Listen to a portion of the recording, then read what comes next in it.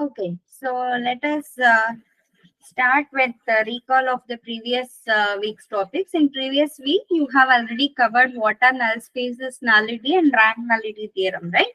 So let us first have a quick revision of this topic. So what is null space of a matrix? This is nothing new for you, just the name is different. Null space is the set of all x in Rn. So given a matrix A, M by N matrix A, the set of all x in Rn such that Ax equal to 0. But this is already a familiar set for you. What is this? This is nothing but the solution space of your homogeneous system of linear equation Ax equal to 0. Right? So this is the solutions of homogeneous system Ax equal to 0. This is null space of a matrix. Okay, fine. And what is nullity of a matrix? The dimension of the null space of A is the nullity of the matrix A. Okay, so the rank nullity theorem, let A be an M by N matrix, the rank of A plus nullity of A is equal to N. Okay, so now given you are an M by N matrix, you already know how to find the rank of a matrix.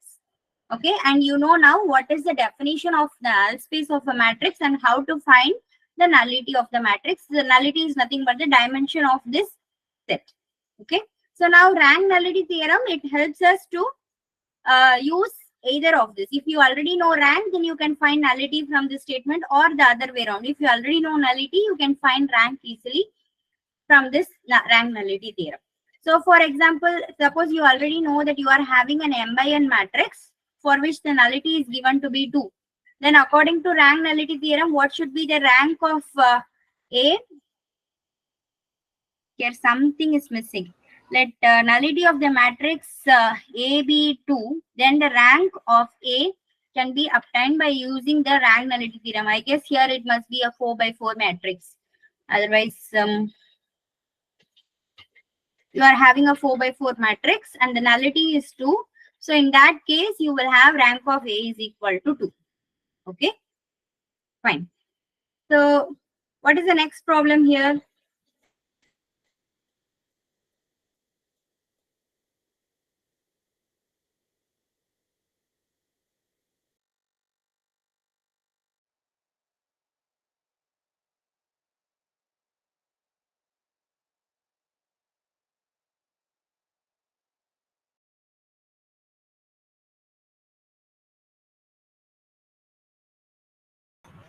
Yeah, sorry for the interruption. Yeah. So the next problem here is that choose a correct set of options from the following. The nullity of a non-zero scalar matrix of order 3 must be 3. Okay. So what, first of all, what is meant by a scalar matrix? Diagonal matrix whose Diagonal matrix with same elements. Yeah. So it is also given that it is non-zero. It means your alpha is non-zero, right? So it is of order 3. It means it is a 3 by 3 matrix. So now this is a non-zero scalar matrix of order 3. So what is its nullity? What should be its nullity? 0. Yeah. Why?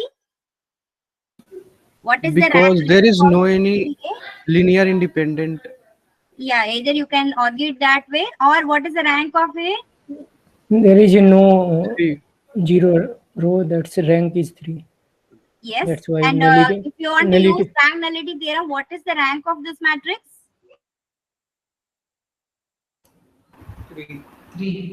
3, ma'am. 3, right? It is obviously the rank of this matrix is 3. So you can also use rank nullity theorem.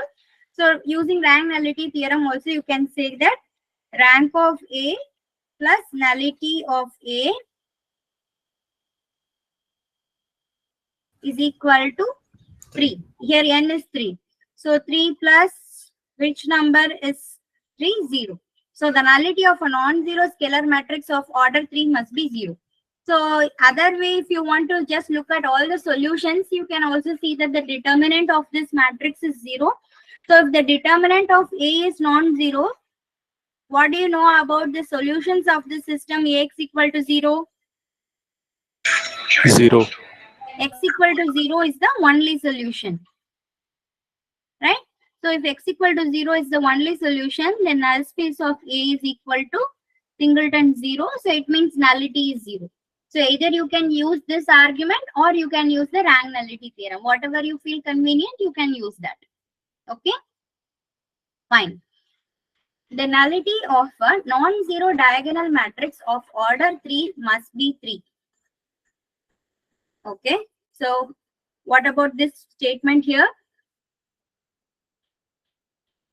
So now you are having a diagonal matrix. Now remember, your diagonal entries can be different. A, B, C. Okay. So since it is given that the diagonal matrix is non-zero, it is sufficient that one of them is non-zero.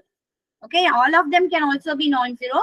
So the cases are that only first case is that only one entry is non-zero.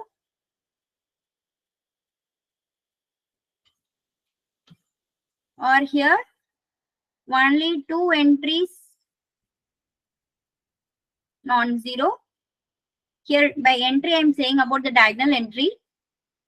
And the third case, all A, B, C are non-zero. Okay, so you have three cases.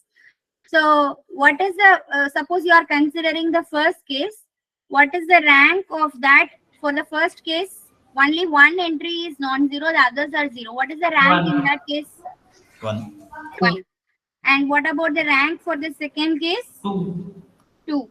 And what about the rank for the third case? 3. 3. So now what about the nullity? If rank is 1, what is the nullity? 2. 2. Yeah. And if rank is 2, nullity is? 1. And if rank is 3, nullity 0. is? 0. Right? So you know that the sum should be 3. Right? So 2, 1, 0 are the possibilities. So which option is correct? Fourth one. 1. Option? 4. Option 4. Yeah. What is mean by at most? At most means maximum. Okay, at most means maximum 2. Okay, so 0, 1, 2 are the possible values of the nullity for the nullity of a non-zero diagonal matrix. Hence, here the nullity of a non-zero diagonal matrix is maximum 2. Okay. And can you explain the fourth option again? Yeah, sure. See, you are having a non-zero diagonal matrix. Let me write it here. This is your non-zero diagonal matrix. Okay.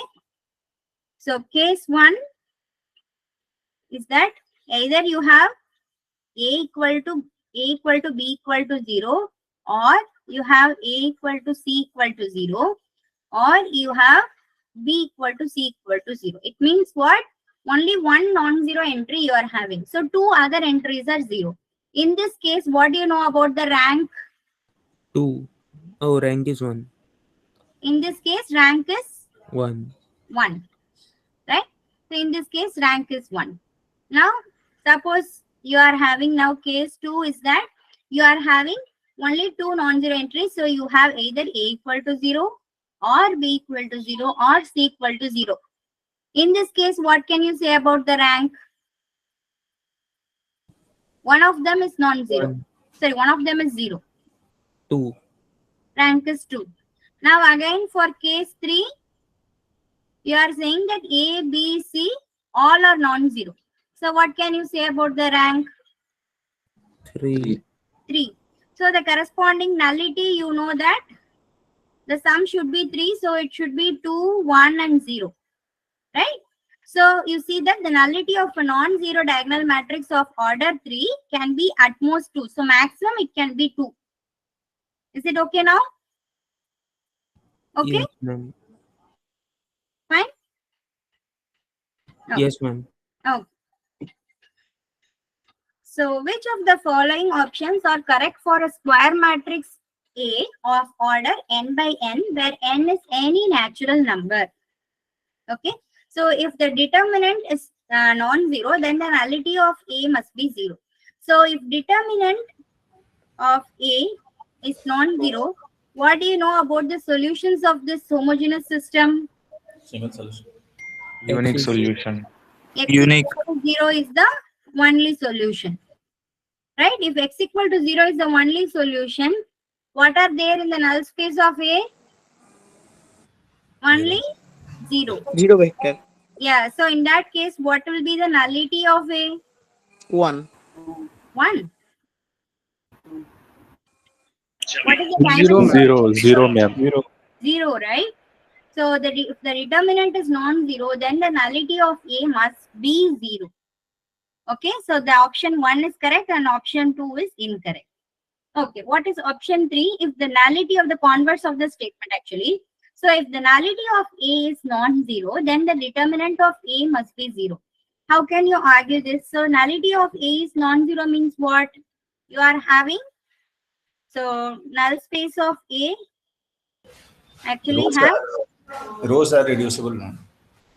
or either you can, yeah, either you can say that way or say N of A has infinitely many solutions, because you are saying nullity of A is non-zero means it is 1 or 2 or anything, right? So it has infinitely many solutions. In that case, what do you know about determinant of A?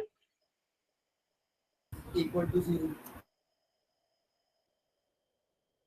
Ax equal to 0 has infinitely many solution means determinant of A should be 0. 0, right? So either you can argue like this, or the other way is that, so if nullity of A is non-zero, then what can you say? Rank of A is strictly less than n. Do you agree with this? They are both equivalent. Do you agree? Yes, ma'am. Yes, ma'am. So if rank of A is strictly less than n, this also tells you that determinant of A is 0, right? So either way you see that the determinant must be 0. So this option is incorrect. Okay, is this fine? Okay. Yeah. Fine. So if A is a 3 by 4 matrix, then which of the following options are true? Rank of A must be less than or equal to 3. Yes or no? That's true, ma'am. Yes. True, ma'am. So you know that rank of and matrix M by N matrix is less than or equal to minimum of M comma N. So here the minimum is 3, so it should be less than or equal to 3. Right? So this option is correct.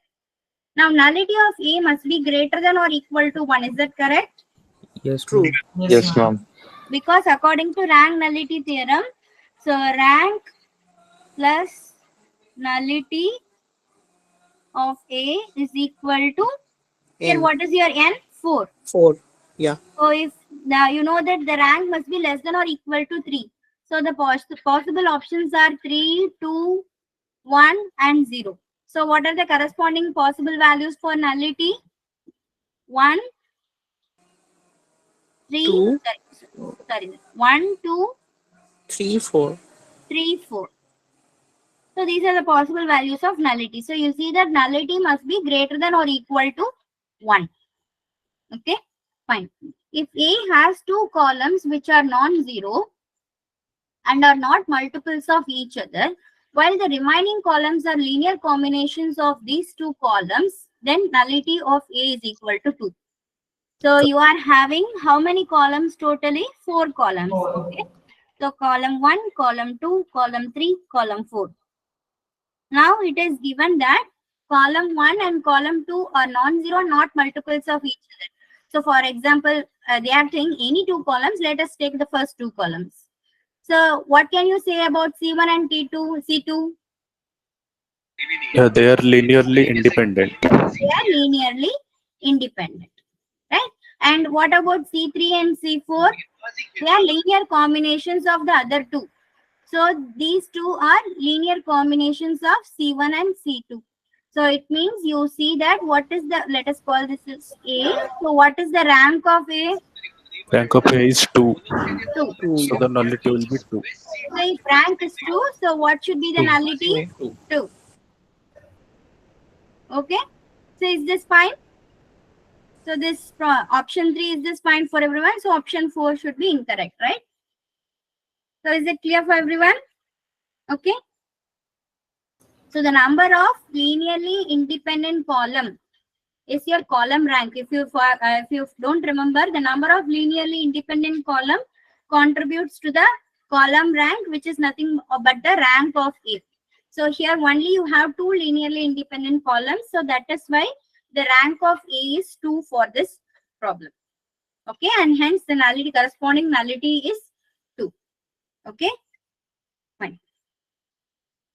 Okay, so what are linear transformations? Are they completely different from whatever we have seen till week 4?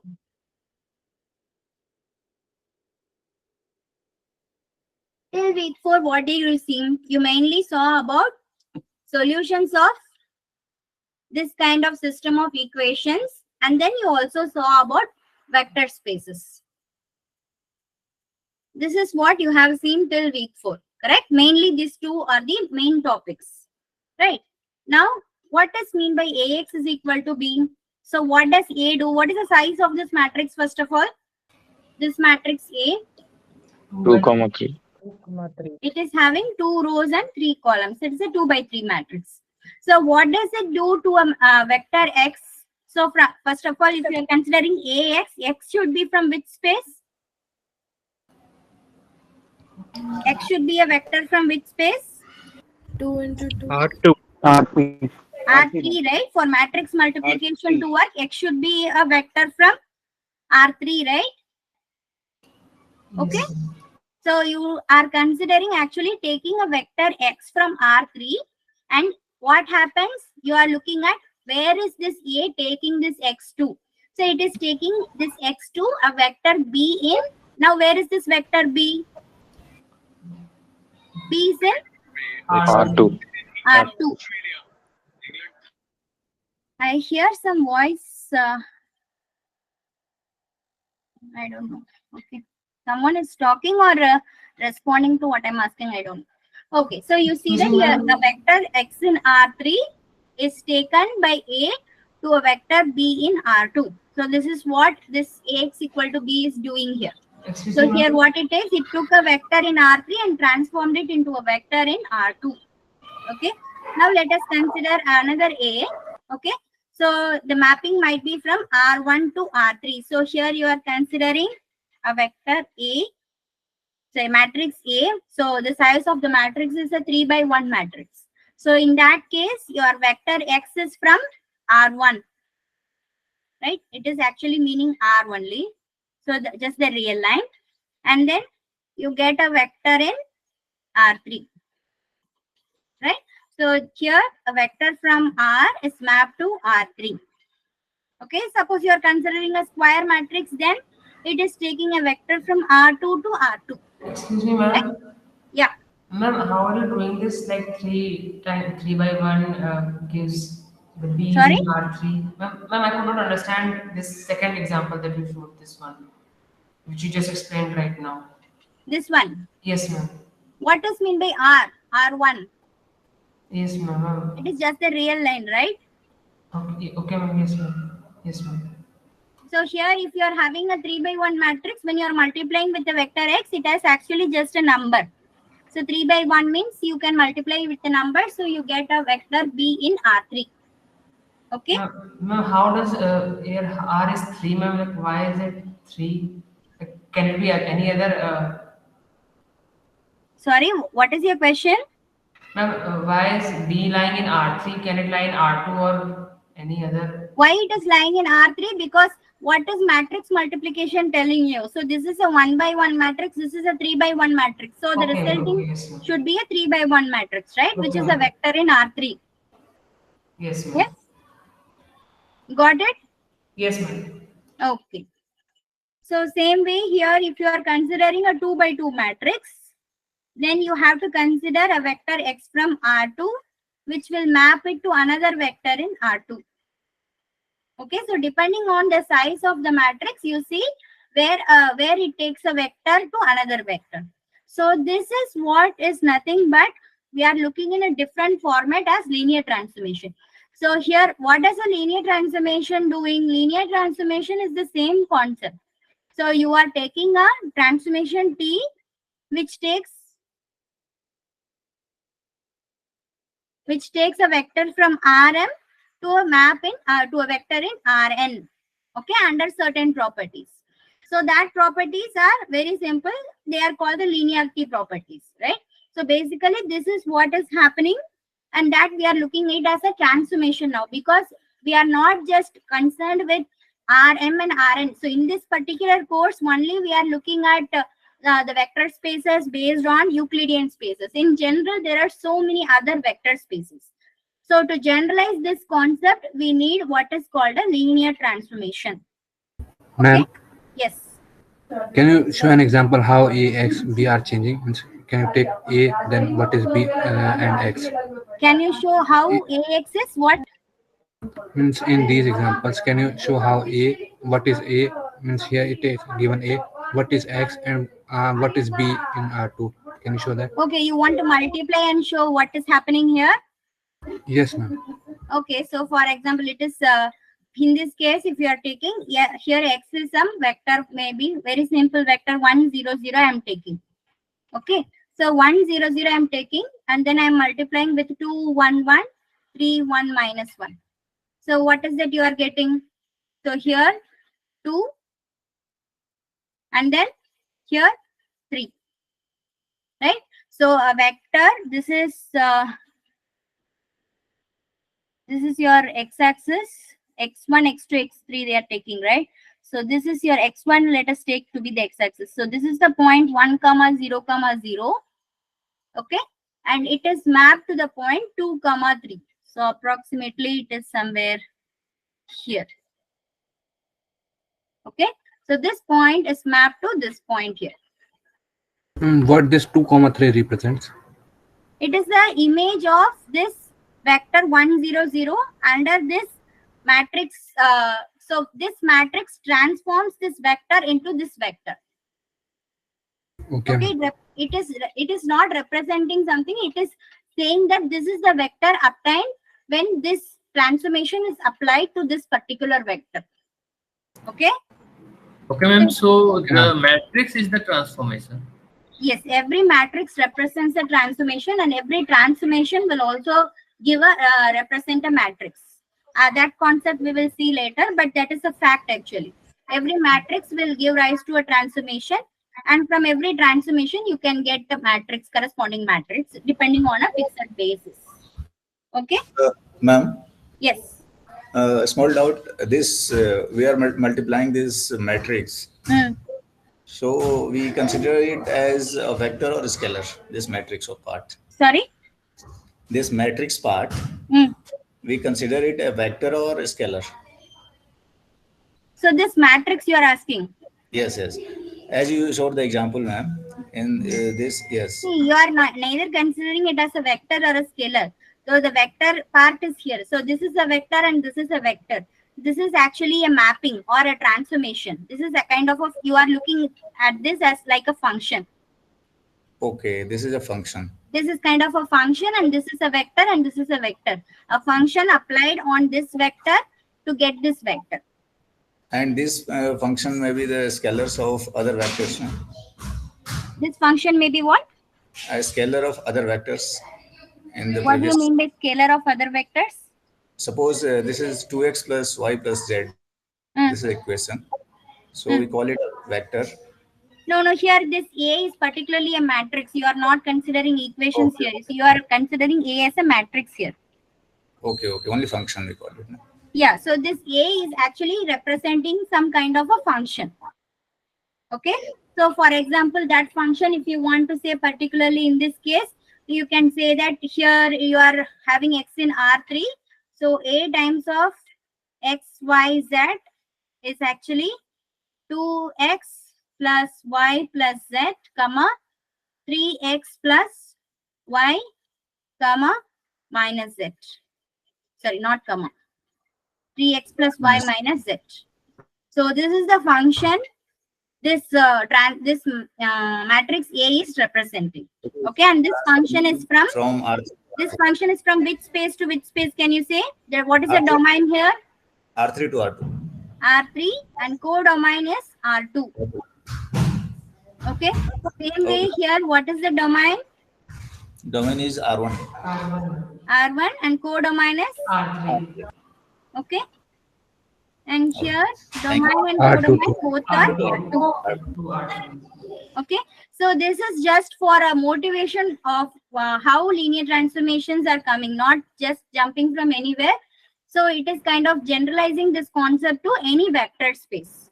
Okay, so whatever you are seeing as matrices, it is about only Euclidean space, but we know that vector space is a much bigger set, right? Much bigger representation. So you have so many other vector spaces. So you have the concept of linear transformations now. Okay. Ma'am, excuse me. Yeah. Ma'am, you are Euclidean space you are talking. What do you means? Can you explain little bit more? Euclidean space means Rn. That's all. Any Rn is called Euclidean space. And how you are related to here? How you are related to this Rn here in linear transformation? How we are see the vector spaces we are considering for linear transformation in this particular course, they are all Euclidean spaces only. You are considering all linear transformations from Rn to Rm, right? Right. So I have not yet started with linear transformation, but I guess you are already introduced to this. So you are all considering linear transformations functions from one Euclidean space to another Euclidean space. But for this particular course, in general, it can be a function from one vector space to another vector space. Here, particularly, we are restricting the vector spaces of only Euclidean spaces or matrix spaces in some cases. Okay. So, ma'am, here both Rn and Rm both are Euclidean space, right? Yes. Okay. Ma'am, sorry, I don't hear you completely. Please repeat. are there spaces other than Euclidean space? Definitely, there are vector spaces. There are like functions of spaces. So you can take continuous functions, for example, of vector spaces. You can take polynomials, or you can take matrices. So there are several other vector spaces apart from Euclidean space. So many other spaces are there. Okay, infinitely many spaces you can say. Okay. Okay, ma'am. Thank you. Ma'am, in this course, why like if I talk about stats 2, there is a motivation video in each, I think, lecture in each week. But in the maths, I don't find it. I start directly theory part, and it's like very tough to connect what is happening actually. And they are also not explaining geometrically as well. So you want geometrical explanation for linear transformations? No, for every vector thing, we need because we can't like keep going like a theory and theory. It's very hard to understand. And if we don't imagine that, but I guess you are asking for geometrical explanation for almost whatever topics we have covered, and we have given for everything, I guess, right? no, ma'am. In these lessons we are getting, but what if I'm not able to take this lesson? It's like a burden for me to like go with the lesson only. I mean the video lectures only. Like what is happening, I can't understand. Like they are not explaining practically or geometrically, and only theories look like a story and nothing else. You mean here, or I don't understand? No, in the lecture videos. In lectures he is talking about. I mean the lecture videos. That is a different story. Let us not get deviated from our topic. Those comments you can tell at the end of the session. Please let us concentrate on the topics, and this discussion we will do at the end of the session. Okay? I understand whatever you were saying, but let us continue it at the end of the session. Okay? Fine. Okay, so a linear transformation, a function t from v to w between two vector spaces v and w is said to be a linear transformation if for any two vectors v1 and v2 in the vector space you have the following linearity property. So here what happens, the addition of two vectors, when you apply a linear transformation, you know that it is tv1 plus tv2, and the second property is the scalar property. So when t of cv1 equal to c times of tv1. So what is basically happening here? This is almost kind of the property you verify for vector spaces, right? So you see that this is scalar multiplication. Some kind of vector space property is imitated here. So vector addition is preserved and scalar multiplication is preserved. So here what happens is that the main thing both of them are saying is that the zero vector, a linear transformation, Always remember, this is the first thing you have to verify if something is a linear transformation or not. This is the first thing you have to check. A linear transformation maps zero vector to zero vector. Okay, so either you can consider it from the addition part or from the scalar part. So if you take C to be 0, you know that t times of 0 is 0, or you can take v1 minus v1, you will again get the 0 vector. So either way you see that both of these are implying that a linear transformation maps 0 vector to 0 vector. So this is one basic property of linear transformation. Okay, but this is not sufficient to verify a given transformation is linear or not. But this is important for a linear transformation. Okay, now we will see some few examples based on this property, and then I will go to the geometrical explanation of this linear transformation. Now consider a mapping T from R2 to R2 defined as T of x comma y is equal to in this way. Is T a linear transformation? Yes or no? What is the answer? Yes, ma'am. So what you can do is that you can take two vectors x1, y1 and x2, y2.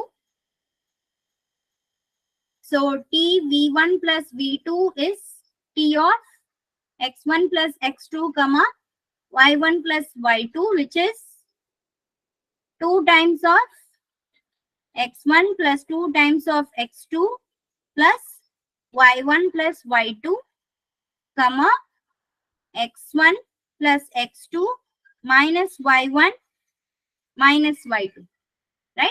And what is tv1 plus tv2? So it is 2x1 plus y1 comma x1 minus y1 plus 2x2 plus y2 comma x2 minus y2. So you get 2x1 plus 2x2 plus y1 plus y2 comma x1 plus x2 minus y1 minus y2. You see both of them are equal. Same way you can also prove T of alpha times of v1 is alpha tv1. So this also you can prove. So this is the usual way to verify. Okay, but there is another shortcut I will tell. Any linear transformation T from R2 to R2 will be of this form. T of x comma y is equal to ax plus by cx plus dy. Okay, how we are getting this, that we will see it. But any linear transformation from R2 to R2 will be exactly of this form. Okay. And ma'am, if there is R3, then C component will be better, like that. CZ. There will be more components. If it is R3, then you will have here maybe Z and you will have more components. Okay, so Okay. here I have given the general format. So if you have a mapping from Rn to Rm, okay, then that mapping will always look like this. Okay, so here it is summation of a1j xj. So it means if you want to expand maybe one term, I will expand and show a11 x1 plus a12 x2 plus etc. a1n xn. a21 x1 plus etc. a2n xn. Okay, am1 x1 plus etc. amn xn. So every linear transformation from Rn to Rm is of this form. Okay, fine. So this is the fact I already mentioned. For a linear transformation T from V to W, where V and W are vector spaces, T of 0 is 0. That is, image of a 0 vector of V is the 0 vector of W. So here it is a 0 vector of V, and here this is a 0 vector of W. Okay. So for example, if T is from R3 to R2, then T of 0, 0, 0 should be 0, 0. That is the meaning here. Okay, fine. Okay, so here are some examples. All of these are just some examples of linear transformations. So you see that it can be represented in various ways. So from R2 to R2, R3 to R3, R3 to R4, R to R3, R2 to R. Okay. So some examples I have given here. Okay. So now this is a very important part for a linear transformation. Everyone please listen carefully. So now you already know the concept of a basis for Rn, right? And you also know what is specifically mean by a standard basis. So first let us understand this concept using the standard basis. You already know that this is the standard basis of R2, right? Okay, now let us say you are having T from R2 to R2. You are given, what is given to you? Image of the basis, standard basis under T. This is what is given to you. T of, what is T of 1, 0 is given, and what is T of 0, 1 is given. Now from this, can you give an expression something like this? So you have expressions like this, right? So can you give an explicit definition of T from this? Is this possible? How to do that? So this is something important. You already know that if you have a, let us choose a vector x comma y from R2. So if you are having a vector x comma y from R2, then you know that x comma y can be written as a linear combination of the basis elements. Now, how do you write it as a linear combination of these basis elements? X into 1, 0. 1, 0 Yes. plus y into 0, 1. Okay. Now, applying the linear transformation here, what is T of x of 1, 0 plus y times of 1, 0, 1? So now you apply the first property of the linear transformation. So you get T of x of 1, 0 plus T of y, 0, 1. Is this fine? I have used the first property, addition property of linear transformation. T of v1 plus v2 equal to T of v1 plus T of v2. So I have used that property here. So T of v1 plus v2 equal to Tv1 plus Tv2. Okay, fine. So the next thing here is that I can bring out this scalar. So x and y are just some scalars. So I can bring it out. So you get T of 1, 0 plus y times of T of 0, 1. Right? So this is because you know that T of alpha times of v is equal to alpha Tv. So with that property I have used it. So now what is T of 1, 0 given to you? 2, 2, 0. 0. And T of 0, 1 is given to be? 0, 1. So now let us write it. So this is 2x, 0 and this is 0, y. So which is 2x, y. So I got T of x, y is equal to 2x, y. So what was given to me? I was given the image of standard basis under T. From this, I was able to obtain the explicit definition of T. Do you all understand this process? Yes? Okay. Ma'am, one doubt, ma'am. Here, Yeah. x and y you have written, they are part of R2. Yes, Should because it be our domain is R2. Okay, but my doubt is, shouldn't it be R, real numbers, if you are expressing in linear combination? No. See, you are taking a vector from your domain. So you want to explicit definition means what? You want to, what is mean by explicit definition? First of all, it means you want to give a mapping from domain to codomain. Only for those two vectors you are having the image, but in general you want to give a mapping from the domain to codomain.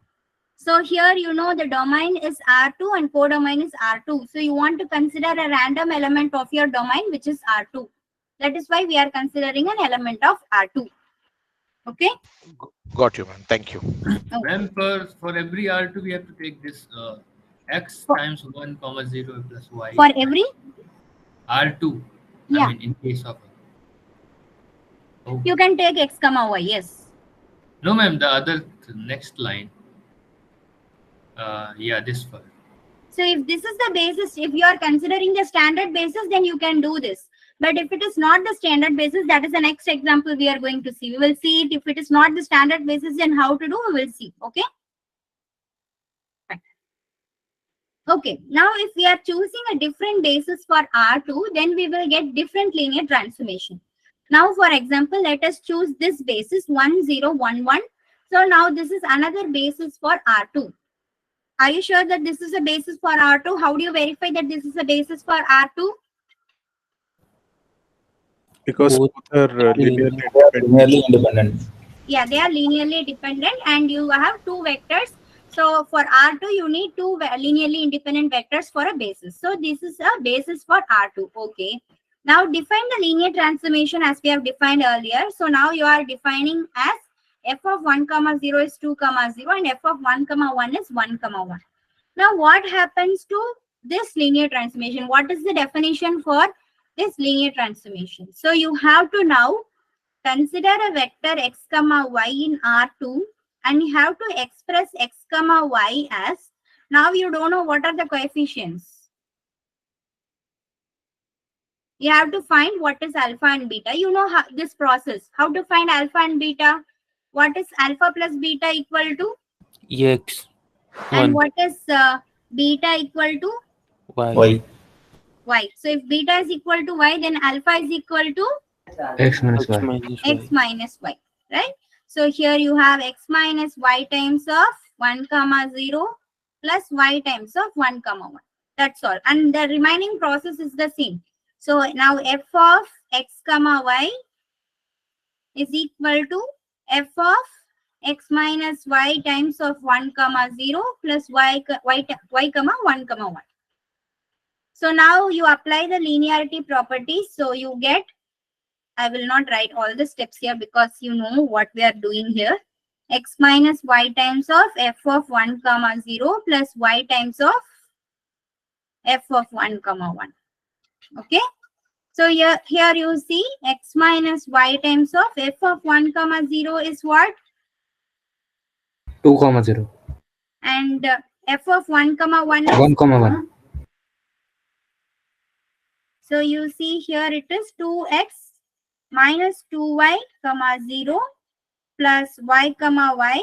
So here you get 2x minus 2y plus y is minus y comma y. So this is the linear transformation you have obtained when you are considering this basis and the images of the basis given in this way. So you understand how to obtain a linear transformation given the images of the basis elements of the domain. Yes, ma'am. Okay. So what are the steps here? Let me write it for you. So given T from Rn to Rm and a basis of Rn and image of basis of Rn to find the explicit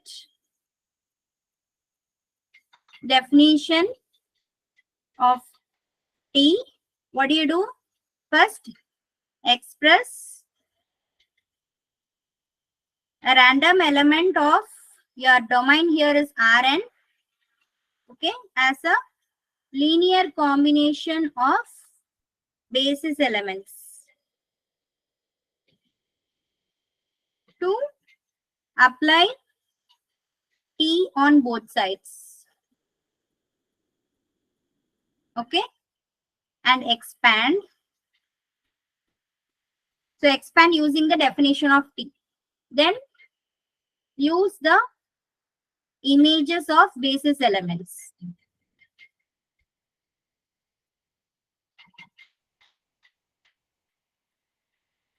So now you know that, simplify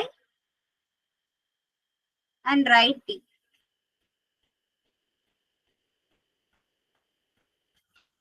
Okay, so these are the general steps for any given linear transformation and a basis with the images of basis, this is how you have to find the explicit definition of T. Okay, is it fine? Okay. Yes, So, ma'am. Ma'am, two doubts. yeah. Ma'am, if we change standard basis, the answer will change. Yes, that is what we have just seen here. So here the standard basis was given and you got this 2x comma y. Now we have taken a different basis and you see the answer is different here. Okay. Ma'am. Because what ma'am, here we have taken f of 1 equal to 1 and there we have taken f of 1 as different. Okay, then you can try that also. See, actually here what they have said is that 1 comma 0 is mapped to 2 times of the vector and 0 comma 1 is mapped to the same vector. That concept they have used. So if you want to specifically use 2 comma 0 and 0 comma 1, you can try that as well. Anyway, your answer is going to be different because here if you take 0 comma 1, so only here the difference is going to happen. So if you are going to take 0 and 1 here, so you are getting 2x minus 2y comma y, which is again different from this. That's all, right? Okay. And ma'am, here in this example you have done f of xy equal to Sorry? 2x. Here in this last example, what you have done here, f of xy equal to 2x minus y comma y. If we take any element from Rm x comma y, and suppose we take 5 comma 1, then its image will be 9 comma 1. Is that what it is saying? If basis is this. Can you please repeat this question? And if the point x comma y you are taking from Rm and it is mapped to Rm, suppose you take point 5 comma 1, then will its image be in Rm be 9 comma 1? Yes, Applying yes. after this. Yes. Okay. So you take any vector here, substitute it here, and that the image is given by, if you substitute whatever vector you are getting, that is the image. Yes. Okay. Okay. To understand how you. If someone else asking another doubt, please ask loudly. Ma'am, I'm not able to understand how you got x minus y. How did I do what? X minus y. How you got x minus y in the first line? This place. Yes, ma'am. See here, what I have done, I have first did the addition part. This is nothing but first term is alpha and the second term is alpha plus beta. And here, this term is 0 and just beta is here. So I'm equating on both sides. So alpha plus beta is x and beta is y. So now if I'm substituting this beta here, then alpha is equal to x minus y. This is the concept of linear combinations, right? How do you find coefficients in linear combinations? That is what I have done here. Nothing new. Now is it fine? How did I get x minus y for alpha? Okay. Okay, ma'am. Okay. So let V be a vector space and let X is non-zero be a fixed vector in V. Okay. Is the translation function f from V to V defined by f of V equal to V plus X is a linear transformation.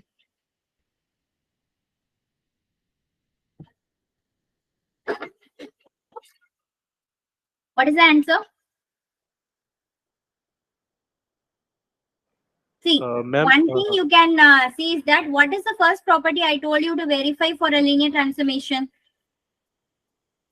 0. Closure. Yes. So is that property satisfied here? No, ma'am, because x is not a zero vector.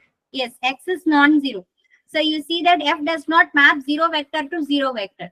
So from that itself, you can say that this is not a linear transformation. In general, what is happening here, you can see.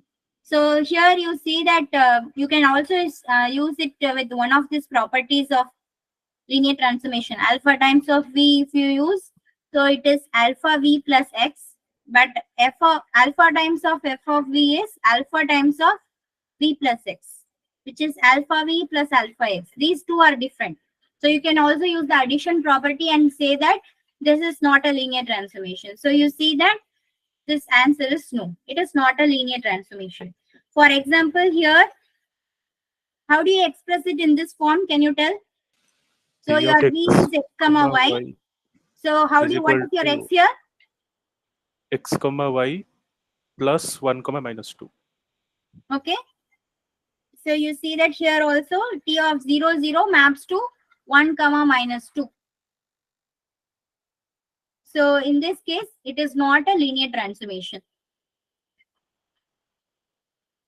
Okay. So you know that how a linear transformation of from R2 to R2 should be. So it should be of this form I already told. Okay. So here, this is just a constant which is not allowed. Okay, so there are many ways you can easily identify a given linear transformation is a transformation or not. Okay, fine. Now let us look at the following example. So let U is equal to 310, V is equal to 017, and W is equal to 30 minus 7. First of all, is there any relationship between the vector W and U and V? What do you observe? No. Linear combinations of each other. Is W. So W is equal to U plus V. U minus V. plus U V minus V, right? Minus. W is equal to U minus V. Now there is a linear, it is given that there is a linear transformation T from R3 to R3 such that T of U is 0, T of V is also 0, and T of W is 5, 1, 0. Is this possible? Is this possible? So T of W is equal to what? According to this 5, expression, 1, what is 0. equal to U minus V? What is T of W? 30 minus 7. T of U minus T of V.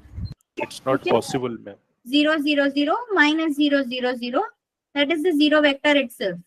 And it is not equal to this 5, 1, 0. So the option is incorrect. Right? Do you understand why it is incorrect? Yes, Because according to this relationship, you should get T of W also to be 0. But you are given T of W to be some non-zero vector. So this option is incorrect. Okay? Fine. Now option 2, let U is equal to 2, 1, 0, V is equal to 1, 0, 1, W is equal to 3, 5, 6. Are you able to immediately look at some relation between U, V, W? Straight away, we are not able to see any relationship. So let us move forward.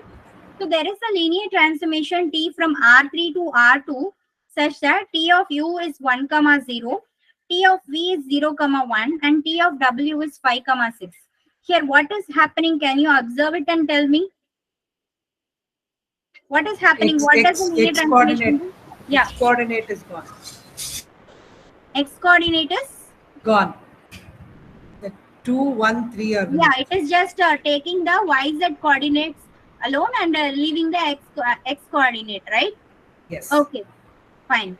So here in this case, so does it form a linear transformation? Yes. Okay, so here you are actually, what is that you need to see is that U, V, W, you don't see that they are related in any way. So are they linearly independent, U, V, W? Yes. By seeing we can, yes. Yes, you can guess that they are linearly independent. If you want, you can verify it with the determinant. Okay, so verify that UVW is actually linearly independent. Okay, so if they are linearly independent, what do you know? It forms a, Determinant is not 0. It's so a they are basis. linearly independent and there are 3 linearly independent vectors. So what do you know? It It's the forms basis. a basis for R3. Right? If it forms a basis for R3 and you are given the explicit images of the basis, then you know that you can form a linear transformation from that, right? That is what we saw just before, right? If you are given the images of the basis element, then you know you can find a linear transformation from that. So is this option correct? Yes? Yes, ma'am. Yes, ma'am. Okay, fine. So option 3, you have U, V, and W. Again here, what is that you observe from the vectors U, V, and W? Ma'am, Independent. Yeah. regarding option 2. Here also? They form the basis. It forms a basis for R3. So if this forms a basis for R3 and all the elements here, you please note down, if all basis elements are mapped to 0, what can you say about the transformation? This entire transformation is mapping to 0 Yes. only. Then T of V equal to 0 for all V in the domain. Okay, let us say T is from Rn to Rm. And if all basis elements are mapped to 0, then T of V equal to 0 for all V in Rn. But here T of 1, 4, 2 is given to be Some some non-zero non-zero vector. vector. So is this option correct? No. No, ma'am. Okay. By the way, why is this so? Why? How do you justify the statement I have written here? If all basis elements are mapped to 0, then T should be 0. Why is that so? It's because AV1 plus BV2 plus CV3 equal to 0. Yeah, because you see that these coefficients, what happens to the coefficients? These coefficients you are forming, all these coefficients are going to become 0. So if the coefficients are becoming 0, then the transformations, corresponding transformations are also going to become 0. Right? Multiplied by 0 vector means, 0 means the vectors will become 0. So you see that the transformation itself becomes 0. Okay? So this is incorrect. And what about option 4?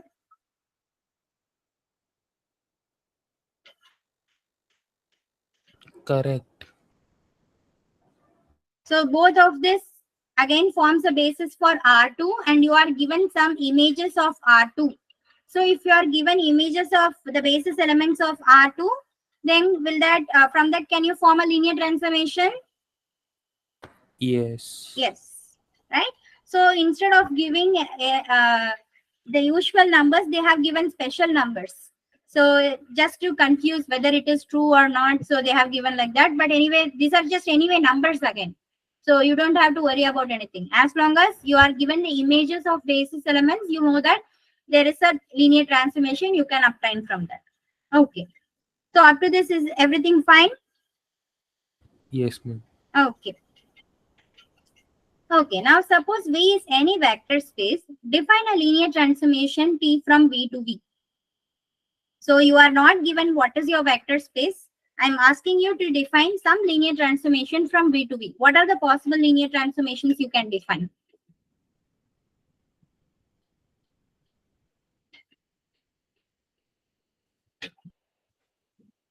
V can be any vector space. R2 to R2.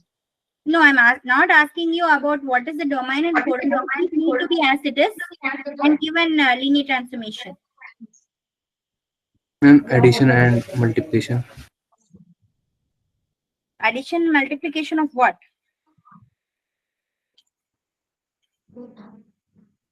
Ma'am, Vector V. are you asking to give some random example?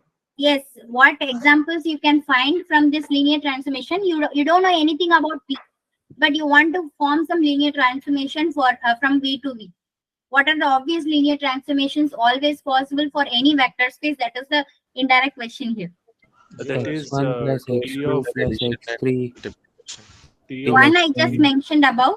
T of So B T equal of to V is 0. equal to 0, you can say. yeah for all V in V. So this is one possible linear transformation. What is the other linear transformation? Multiplying by a scalar, maybe. Domain and codomain are same. So T of B equal to alpha times B. okay, for all V in V, or T of V equal to T of V Alpha equal V to plus alpha B. times of V for any V in V. So these are some linear transformation. You can say whatever linear vector space is given, these are some linear transformation you can easily write, right? Okay. Okay. Apart from this, if you are specifically given the V to be Euclidean spaces like Rn to Rm, then you can say that you can easily form linear transformations in the following way. You can take any matrix of size m by n. The size should be reverse. Remember, if T is a linear transformation from Rn to Rm, then your matrix should be of size m by n. Why is that so? I will explain it to you. So you see T of V, V is an element in Rn and A is an m by n matrix. So this, for any matrix A, this T will be a linear transformation. Why is that so? So since we are considering Rn, this basically gets transformed to the expression we already saw, right? A1j, xj, A2j, xj,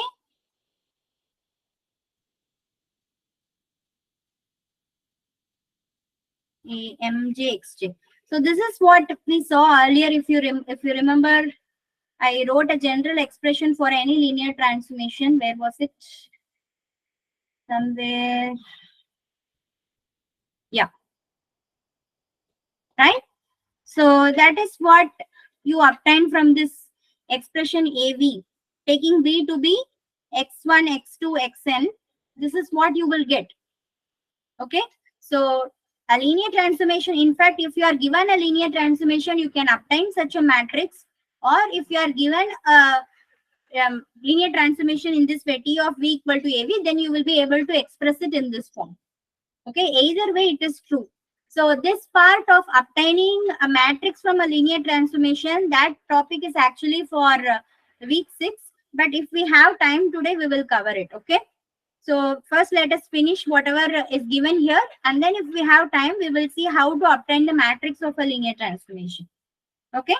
Up to this, is everything fine? Okay. So the figure went down. Okay, fine. Okay.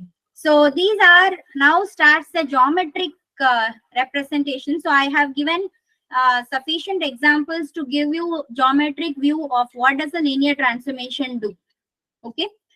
Okay. So now T of x comma y is x comma minus y. Okay. We are considering T of x comma y is equal to x comma minus y.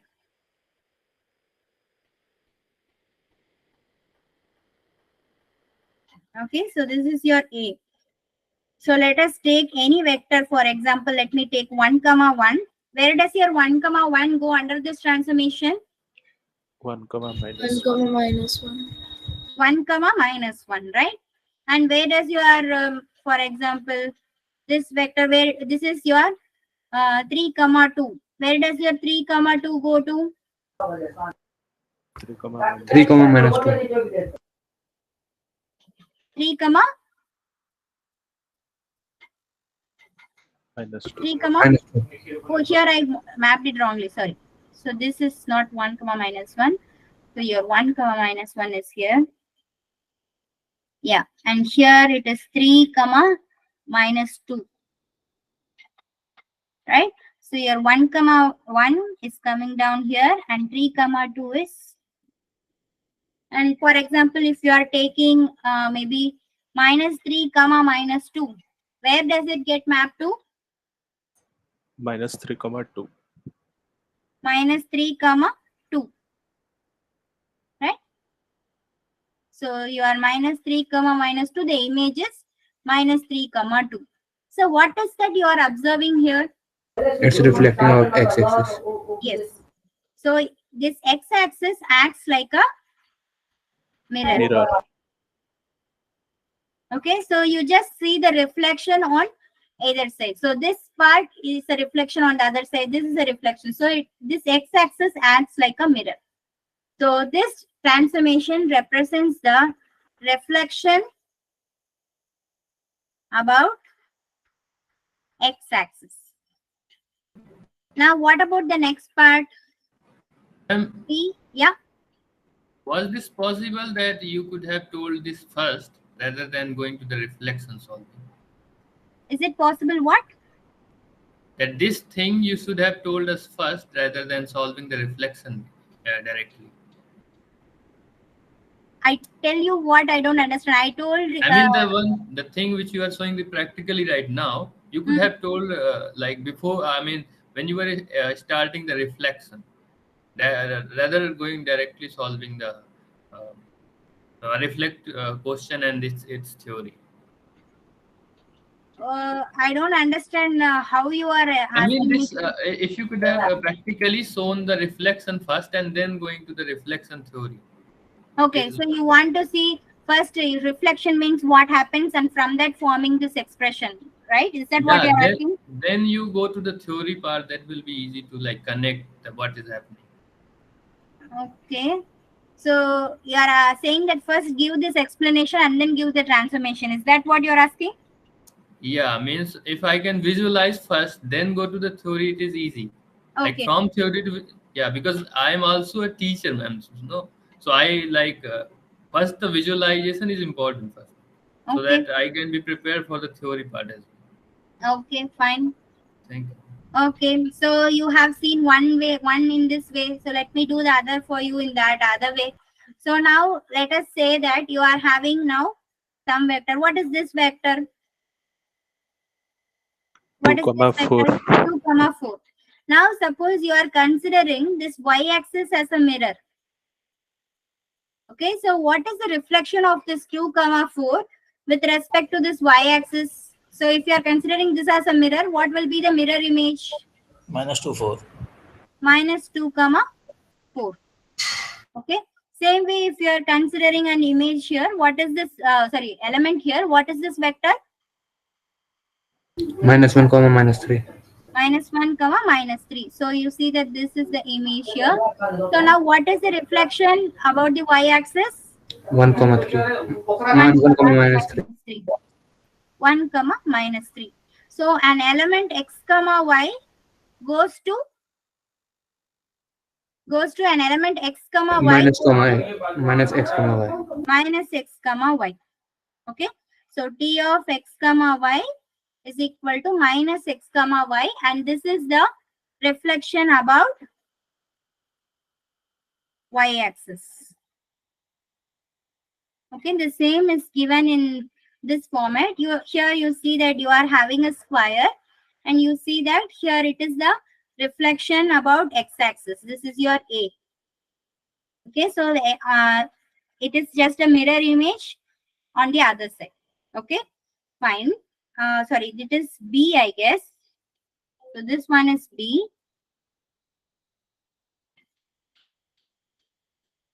Okay. What about this? This is A, right? Reflection about the x-axis. Now, what is this? C. Can you find what is C? Can you find what is C? This What is happening here? the reflection about the y equal to x line. Yes. Now you see you are considering this line here.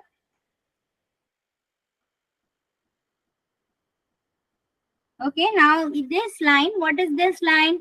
This line is y is equal to x. Now this line acts as a mirror. Okay. So it means what is this element? Let us say this is 1, 0. Now if this is 1, 0 and this is the mirror, what will be the image here? 0, 0, 1. So what happens to x, y?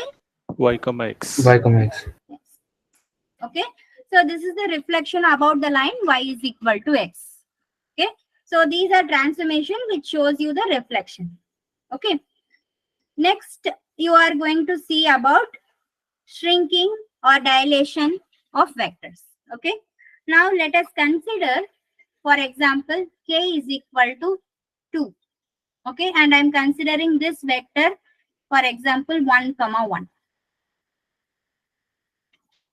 Now what happens to, let me call this as V.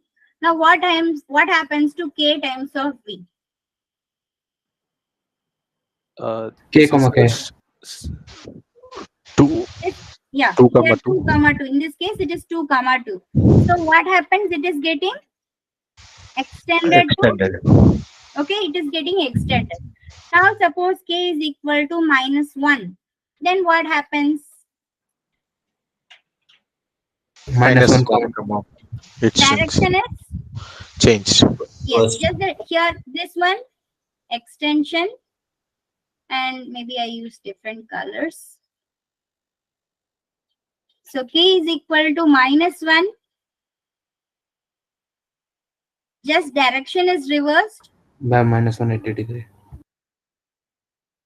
Yeah. Direction is reversed.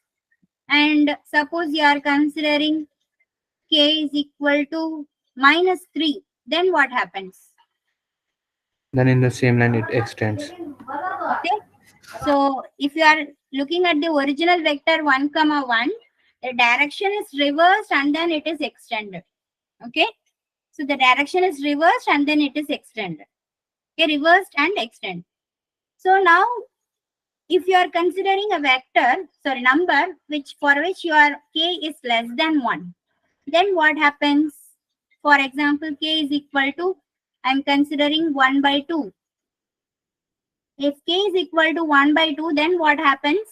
Sinks. It is It shrinking. becomes half.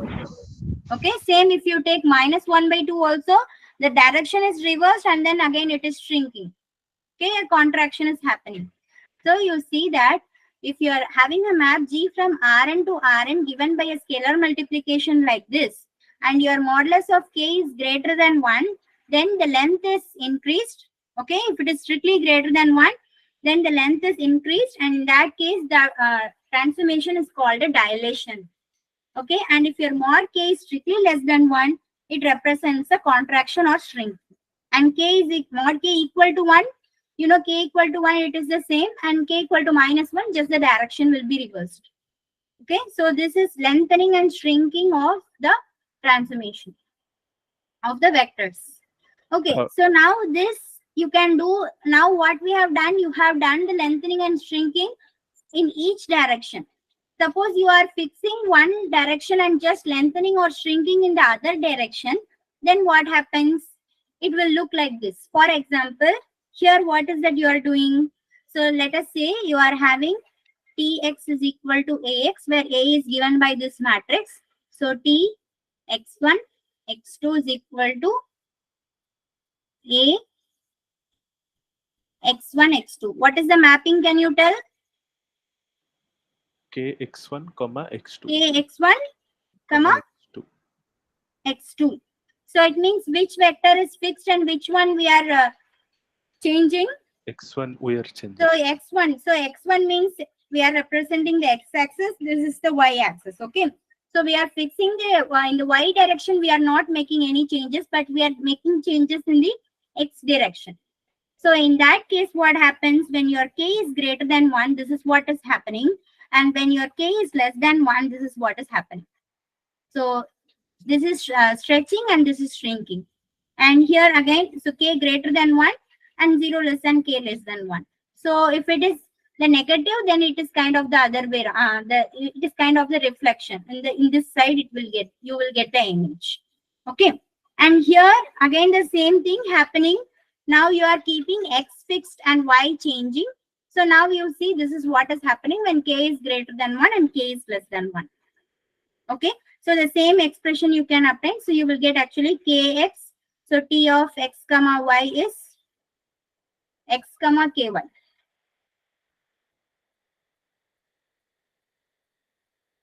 So in this case, this is what is happening. So just visualizing certain things, it is very easy to visualize. It is not very easy to visualize all transformations. Only very few are easy to visualize. That is what we are showing you here.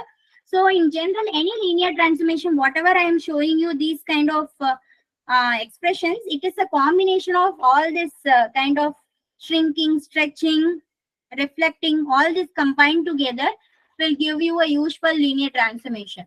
Okay, there are some more visualizations you can see.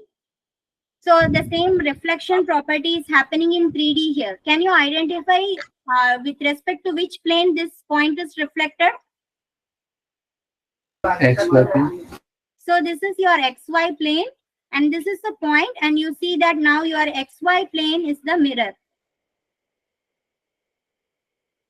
Right? Your XY plane is the mirror and the reflection of this point is here. Okay, so you see that now this is a reflection about XY axis.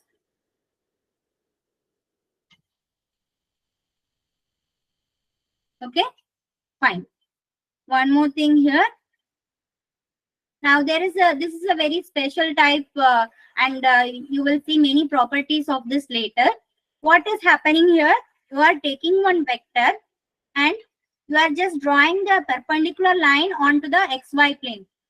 So, and you are getting A1, A2, 0. So, what is this called?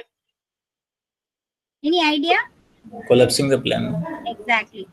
So, project this A1, A2, A3 is projected onto this XY plane. So, usually you do this projection in physics, I guess. So, if you are having a ladder, where is the image end point of the image lying? So, something, this projection usually occurs very commonly in physics problems, right? So, projection of vector onto XY plane.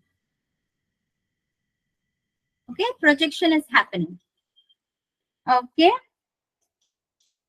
So the projection, we have already seen reflection in R2.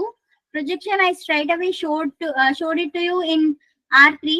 What about projection in R2? How does it look like? How does a projection on x-axis will look like? Y will be 0. Yeah, T from R2 to R2. Projection on x-axis, how do you do that? It will be a point on x-axis. T of x comma y will be x comma 0. And same way, projection on y-axis means T of x comma y is equal to 0, comma y. Okay. So this is what is called the projection. Okay. And the next one is called the rotation. Look at this image. Now consider this point. This point is 1, 0. Okay. Now you want to rotate this point 1, 0 to an angle of, what is this angle called? Right angle of 90 degrees. 90 degrees. To an angle of 90 degrees. In which direction is this? Clockwise or anti-clockwise? Anti-clockwise. So the point is actually here. Sorry. This is your 1, 0. Because this is your unit circle. This is your unit circle. What is the equation of a unit circle? X square plus y square equal to 1. Yes. X square plus y squared equal to 1. So any point lying on the unit square will have distance 1 from the origin, right? So you see 1, 0 will lie on the unit circle. So now you are moving this 1, 0 90 degree in the anti-clockwise direction. So which point you will end up in? If you are moving this point to 90 degrees, Y-axis. 0, what is this point? 0, 0, 1. Okay. So in fact, if you take any point here, you know that any point on the unit circle can be represented in which form? x square plus y square equal to 1. Yes. X equal to r cos. X comma 1 minus y. Cos square. theta comma sin theta. You know this form? Yeah. Right? Any point on the unit circle can be represented as cos theta comma sin theta. So if you have a point cos theta comma sin theta and you are rotating it to 90 degree, where it will end up? So for 1, 0, it was very easy to see. But in general, where it will end up, we can use this expression here. Okay, so this matrix is called the rotation matrix. And this transformation is called the rotation transformation. Okay. So now here we are doing the rotation to which angle? Theta is 90 degrees we are taking. So if we are taking theta to be 90, what is cos 90? What is cos 90? 0. Sin 90? Minus 1. So here minus 1. sin theta is there. So minus 1. So and sin theta again 1. Cos 90 again 0. So this is the rotation matrix when theta is equal to 90. Now let us see what happens when you multiply it with 1, 0. What is it you are getting?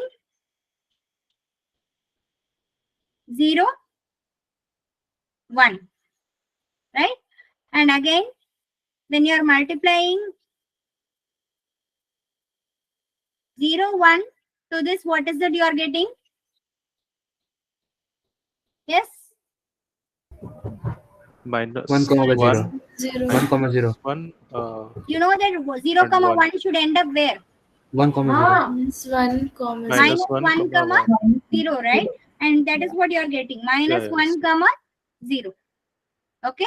So you see that since this basis elements, you know where it is mapped, you can obtain the transformation directly from here. Okay. So T of x comma y is equal to, what is that transformation telling you? Or you can use this expression also. Minus y comma, here what happens? X. Right? Minus y comma x. So that gives you the rotation of a vector in the anti-clockwise direction with an angle of 90 degree. Okay, so this is the rotation transformation.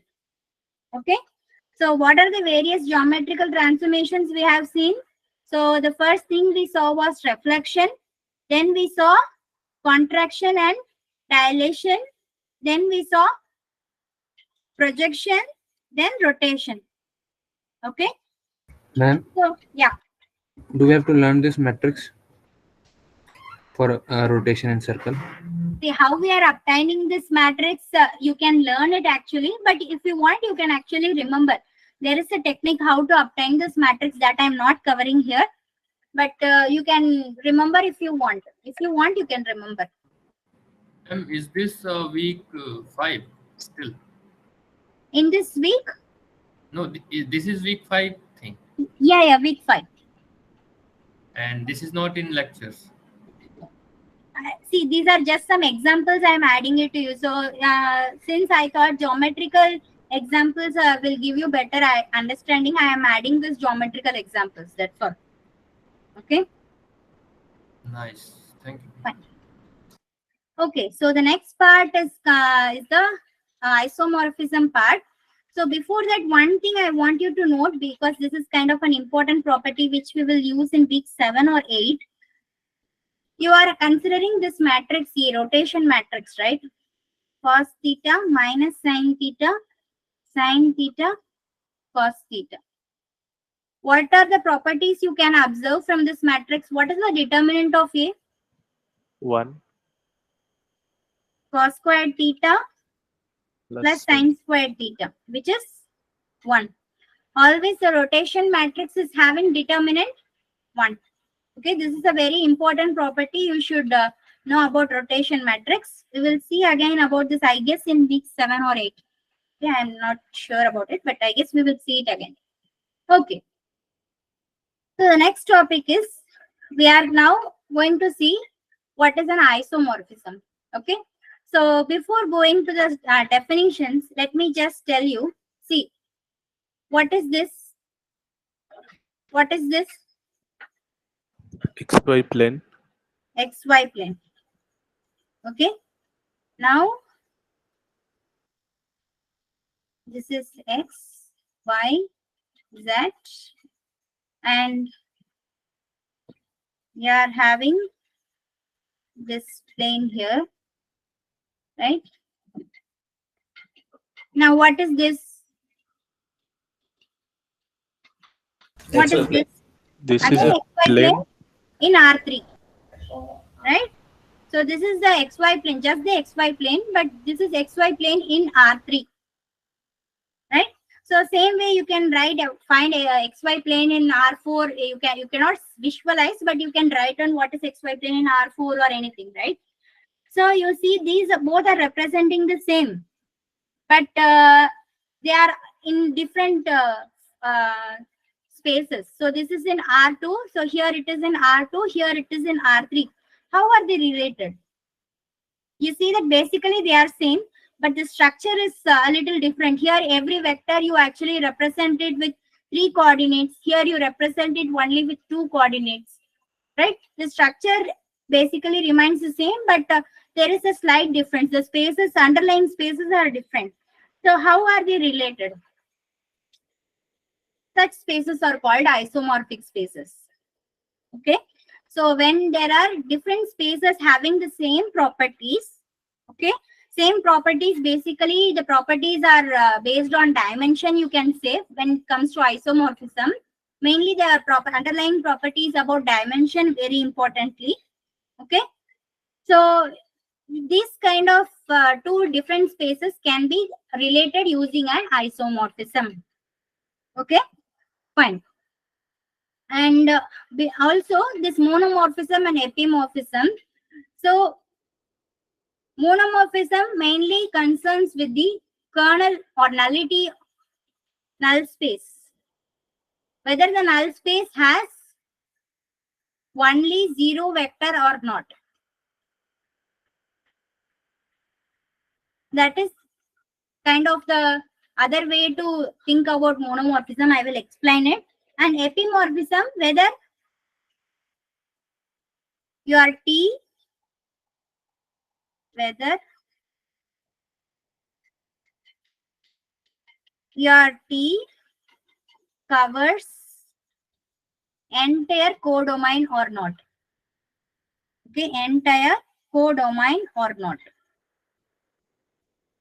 So these problems are the underlying questions for these definitions. You can think of it in this direction. So this is just one possible direction to start with this for monomorphism, epimorphism, and isomorphism.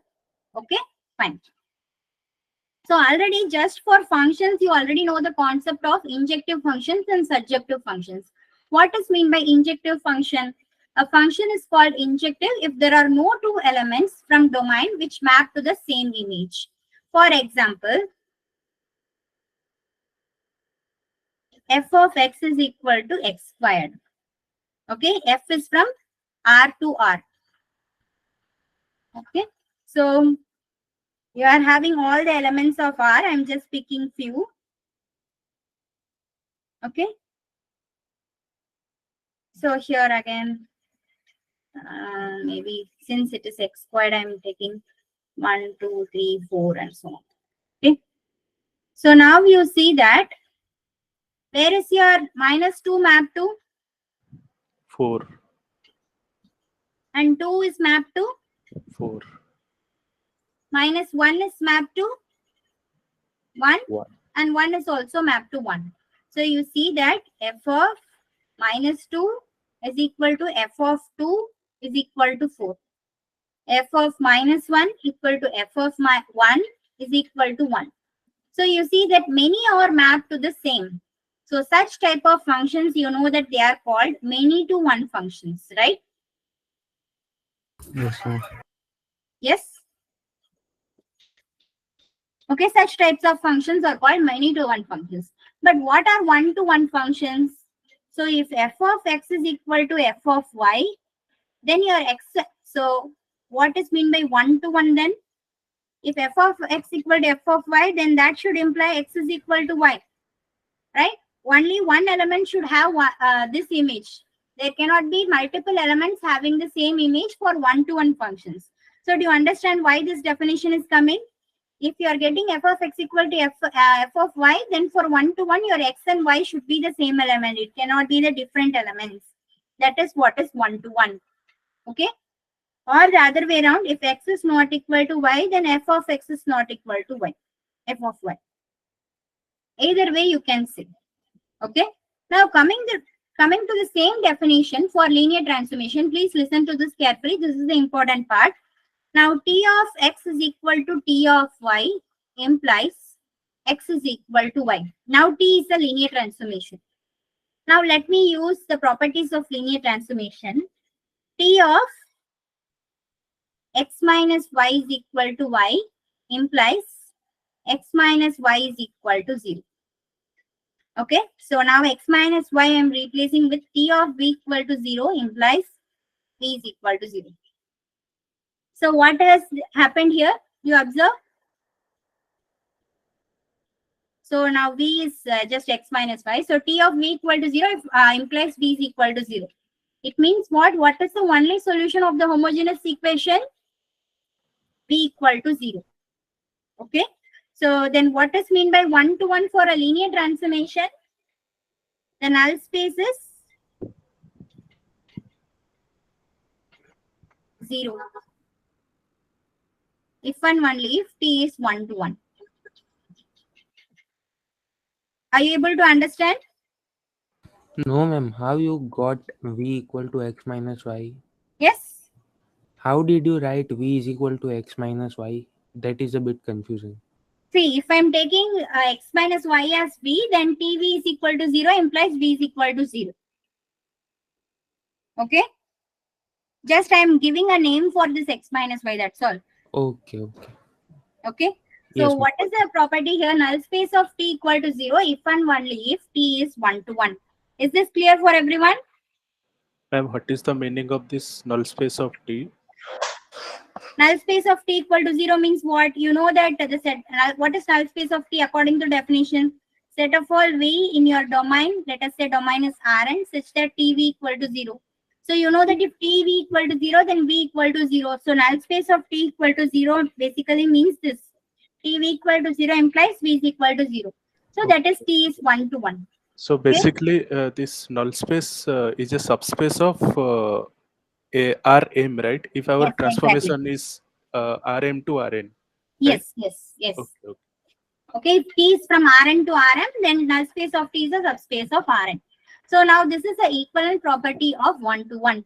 Okay, so a linear transformation t from v to w, where v and w are vector spaces, is called a monomorphism or injective map if t of v1 equal to t of v2 implies v1 equal to v2. So that is a basic definition from which you obtain the equivalent property. So this is the equivalent property for 1 to 1. Please remember this. This is an important property.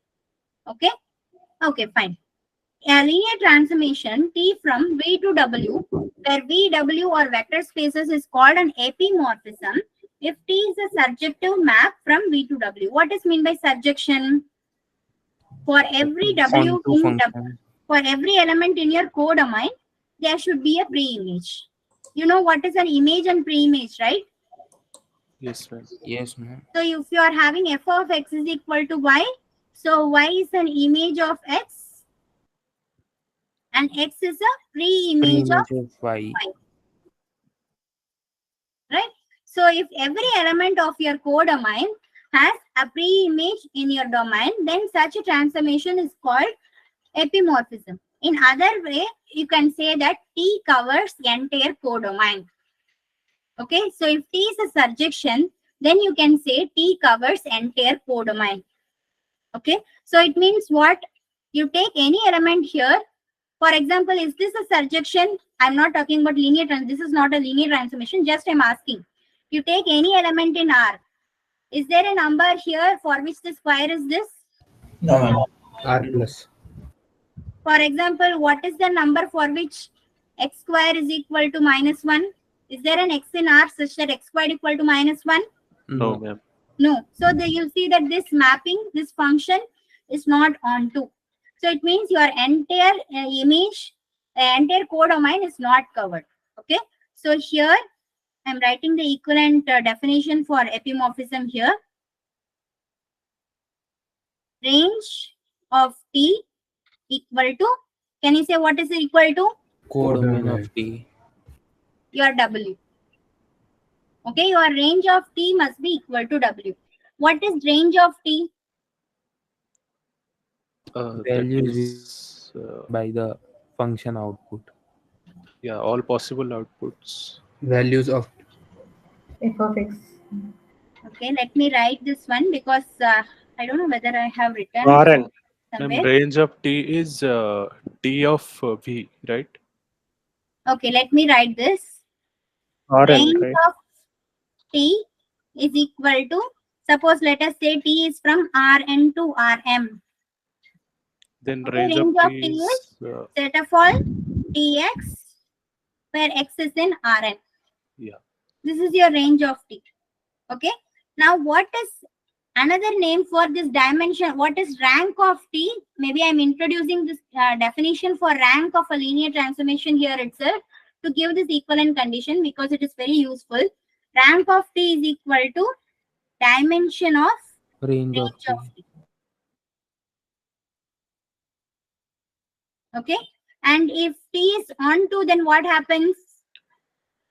Then Range rank of of T equal to W. rank of T is W. equal to dimension of W. Yes. Rank of T is simply dimension of W. Which is dimension of W is here? Rm. M. That should be Okay. M, right? So you see that this definition I have not yet introduced. Let me introduce it here. Rank of T is nothing but the dimension of range of T. Okay. And you see that if T is onto, then rank of T is equal to dimension of Rm. Rm is your codomain W here, and that is equal to M. Okay. How is this related to the rank of a matrix? We will discuss it maybe in week 6. Okay. Fine. And now what is an isomorphism? A linear transformation which is both injective and surjective. If it has both these properties, that is, it should map any single vector to another vector here. No two vectors should be mapped to the same vector. Also, the entire codomain should be covered by the transformation. Such a transformation is called an isomorphism. Okay, such a transformation is called an isomorphism.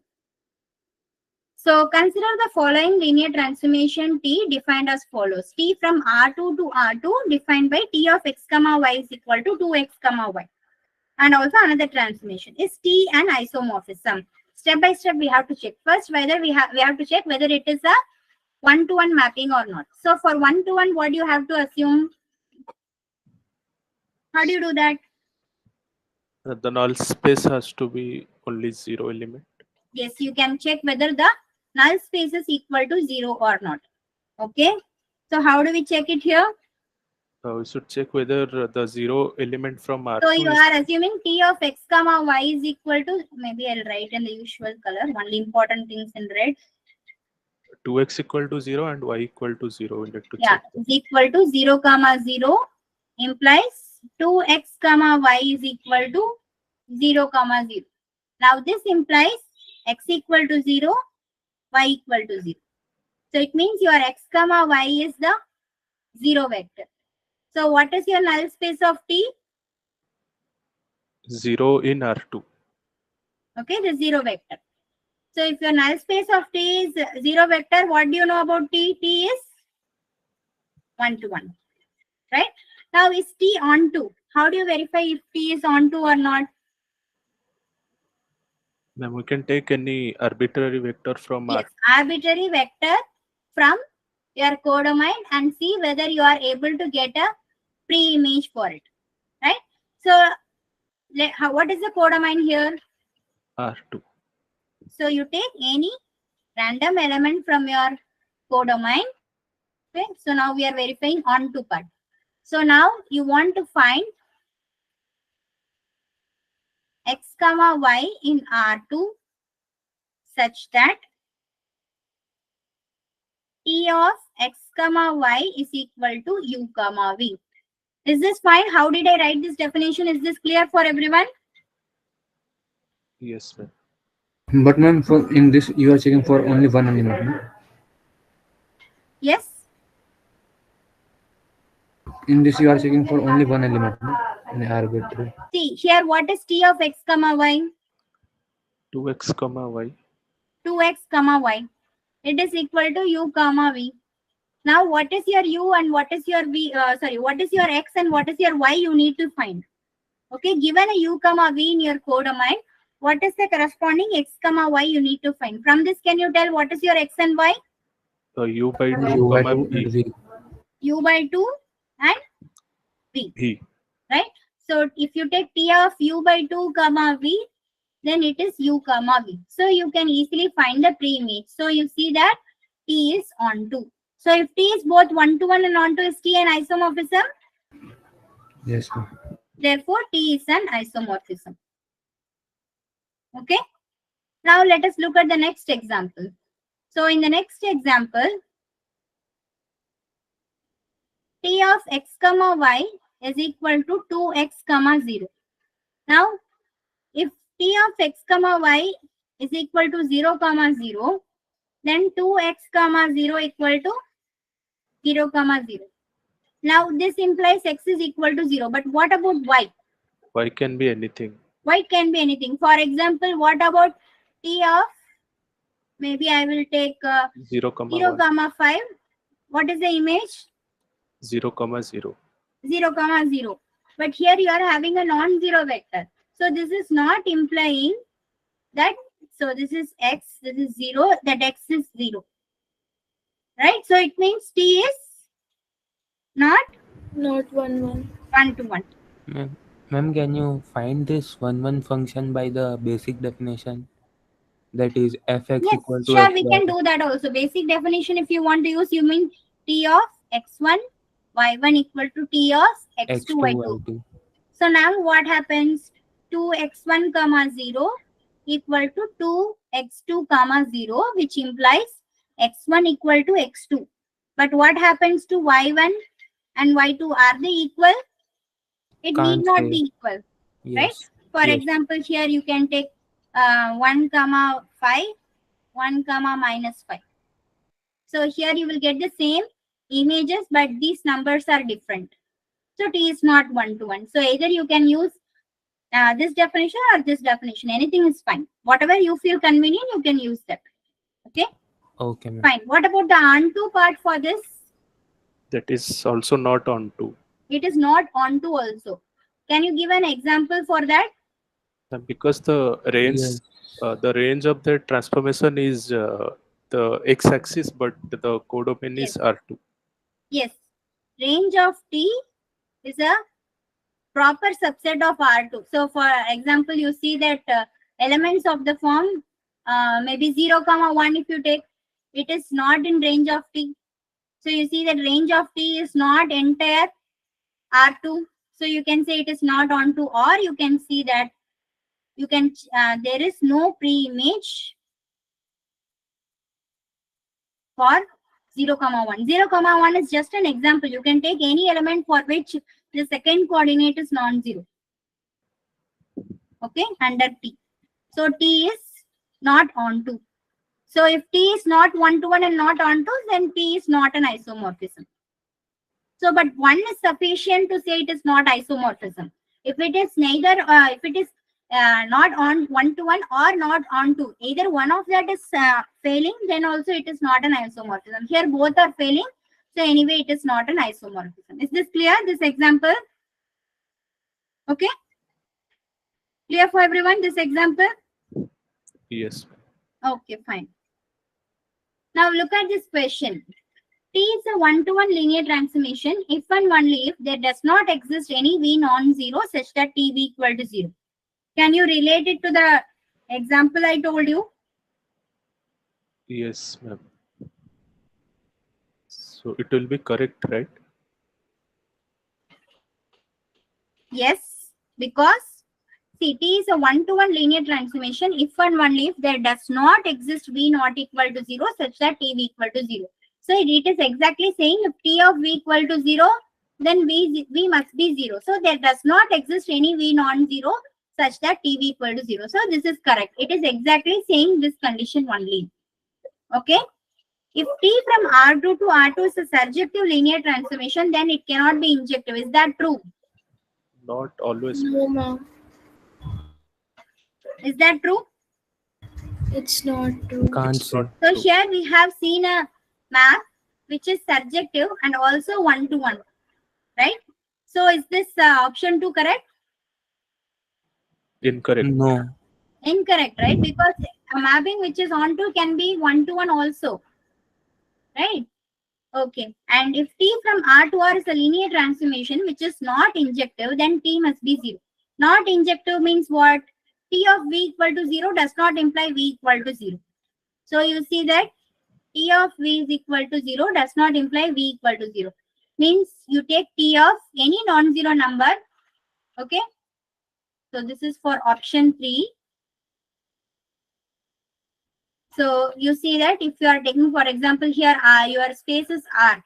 T of 1 is equal to 0 does not imply V is equal to 0. In fact, if you take any alpha, for some alpha in R, T of alpha equal to 0 does not imply your alpha is 0.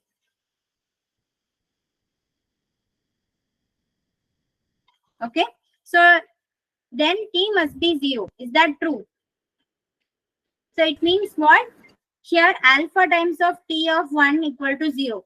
And 1 is a basis for R. Do you agree? Yes. So if the basis element is mapped to 0, what can you say about the transformation? It's a zero mapping. Yes. the mapping, the transformation itself is 0. Okay. Ma'am, one doubt here. Yeah. Alpha could also be 0, right? See, that is what we are assuming here. We are taking V to be a non-zero vector. So V is equal to alpha means see, this is non-zero. Okay. But ma'am, it Can could you happen please so that explain this option again? Sorry? Can you please explain this option again? Sure. See, what is the definition you see? T of V equal to 0 for any V, any non-zero V should imply V equal to 0, because T of 0 equal to 0, there is nothing making sense for this definition. We are assuming V not equal to 0, T of V equal to 0, implying V equal to 0. This is the definition of 1 to 1. Now, what I am assuming, what they are given is that T is not 1 to 1. It means what? There exists a V non-zero for which T of V equal to 0 does not imply V equal to 0. Okay. So here, there exists a V non-zero such that T V equal to 0. Now, V in R, you can take it as alpha. Okay. Now, alpha, I can write it as alpha times of 1. So, now alpha times of 1. So, T of alpha equal to alpha times of 1 is alpha times of T of 1. And if this is 0 and alpha is non-zero, already we know that alpha is non-zero. Then this implies T of 1 is 0. And 1 is the basis for R. And if the basis is mapped to 0, then you know that the transformation itself is a 0 transformation. Right? Yes or no? You understand or not? Okay. In this Okay. transformation, Yes? in this transformation, everything is collapsing to 0. Yes. Under this transformation, all vectors will go to 0. Okay. Okay? Fine. Now, option 4, if there exists some non-zero vector V in V such that T V equal to 0 for a linear transformation T from V to W, then T cannot be an isomorphism. Is that true? Yes, First ma'am, of it all, is what does true. this statement tell you? If there exists some non-zero vector V in V such that T V equal to 0, what do you know? That means it's not 1, 1. It is not 1 to 1. If it is not 1 to 1, then it cannot be an isomorphism, right? Is this clear? yes. Okay. Yes, So all the options are clear for you, right? Ma'am, for 1 to 1, you concluded a statement that V is equal to 0. Which Is one? that for 1 to 1 when you were explaining? Not this one, the prop 1 to 1 definition. You concluded that V is equal to 0 if it is 1 to 1, right? Yeah. Null space So, of T is 0 if it is 1 to 1, yeah? so here it by default says that T is not 0. By default, it is saying T is not equal to 0, right? here. No. Where you explained that TV is equal to 0, it means that V is equal to 0.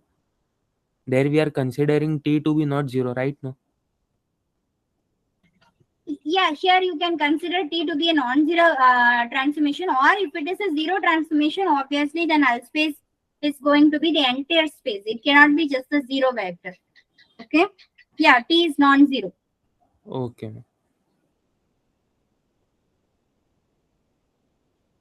Okay, so this one is a little complicated. You cannot straight away find this example. How many of you were able to figure out the answers for this? You need to work out lot of examples to find the correct answer for this.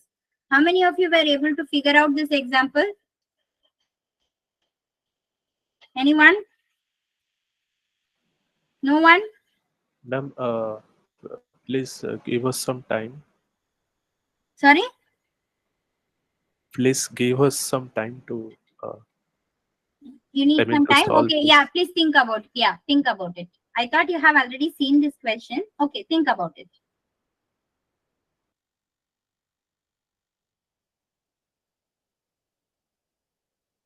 So is this a composition of function? Yes, composition of function. Whatever the usual definition of composition of function, the same is what we are doing here also. Okay? Okay.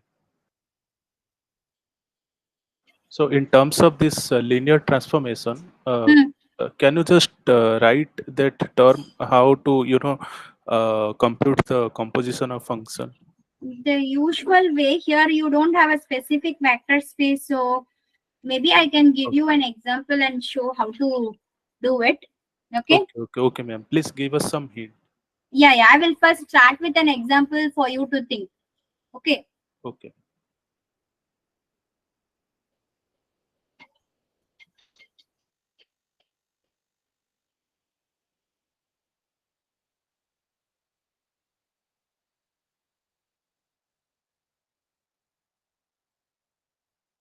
So let us say T is from Ma'am, R option to, 1 and 3.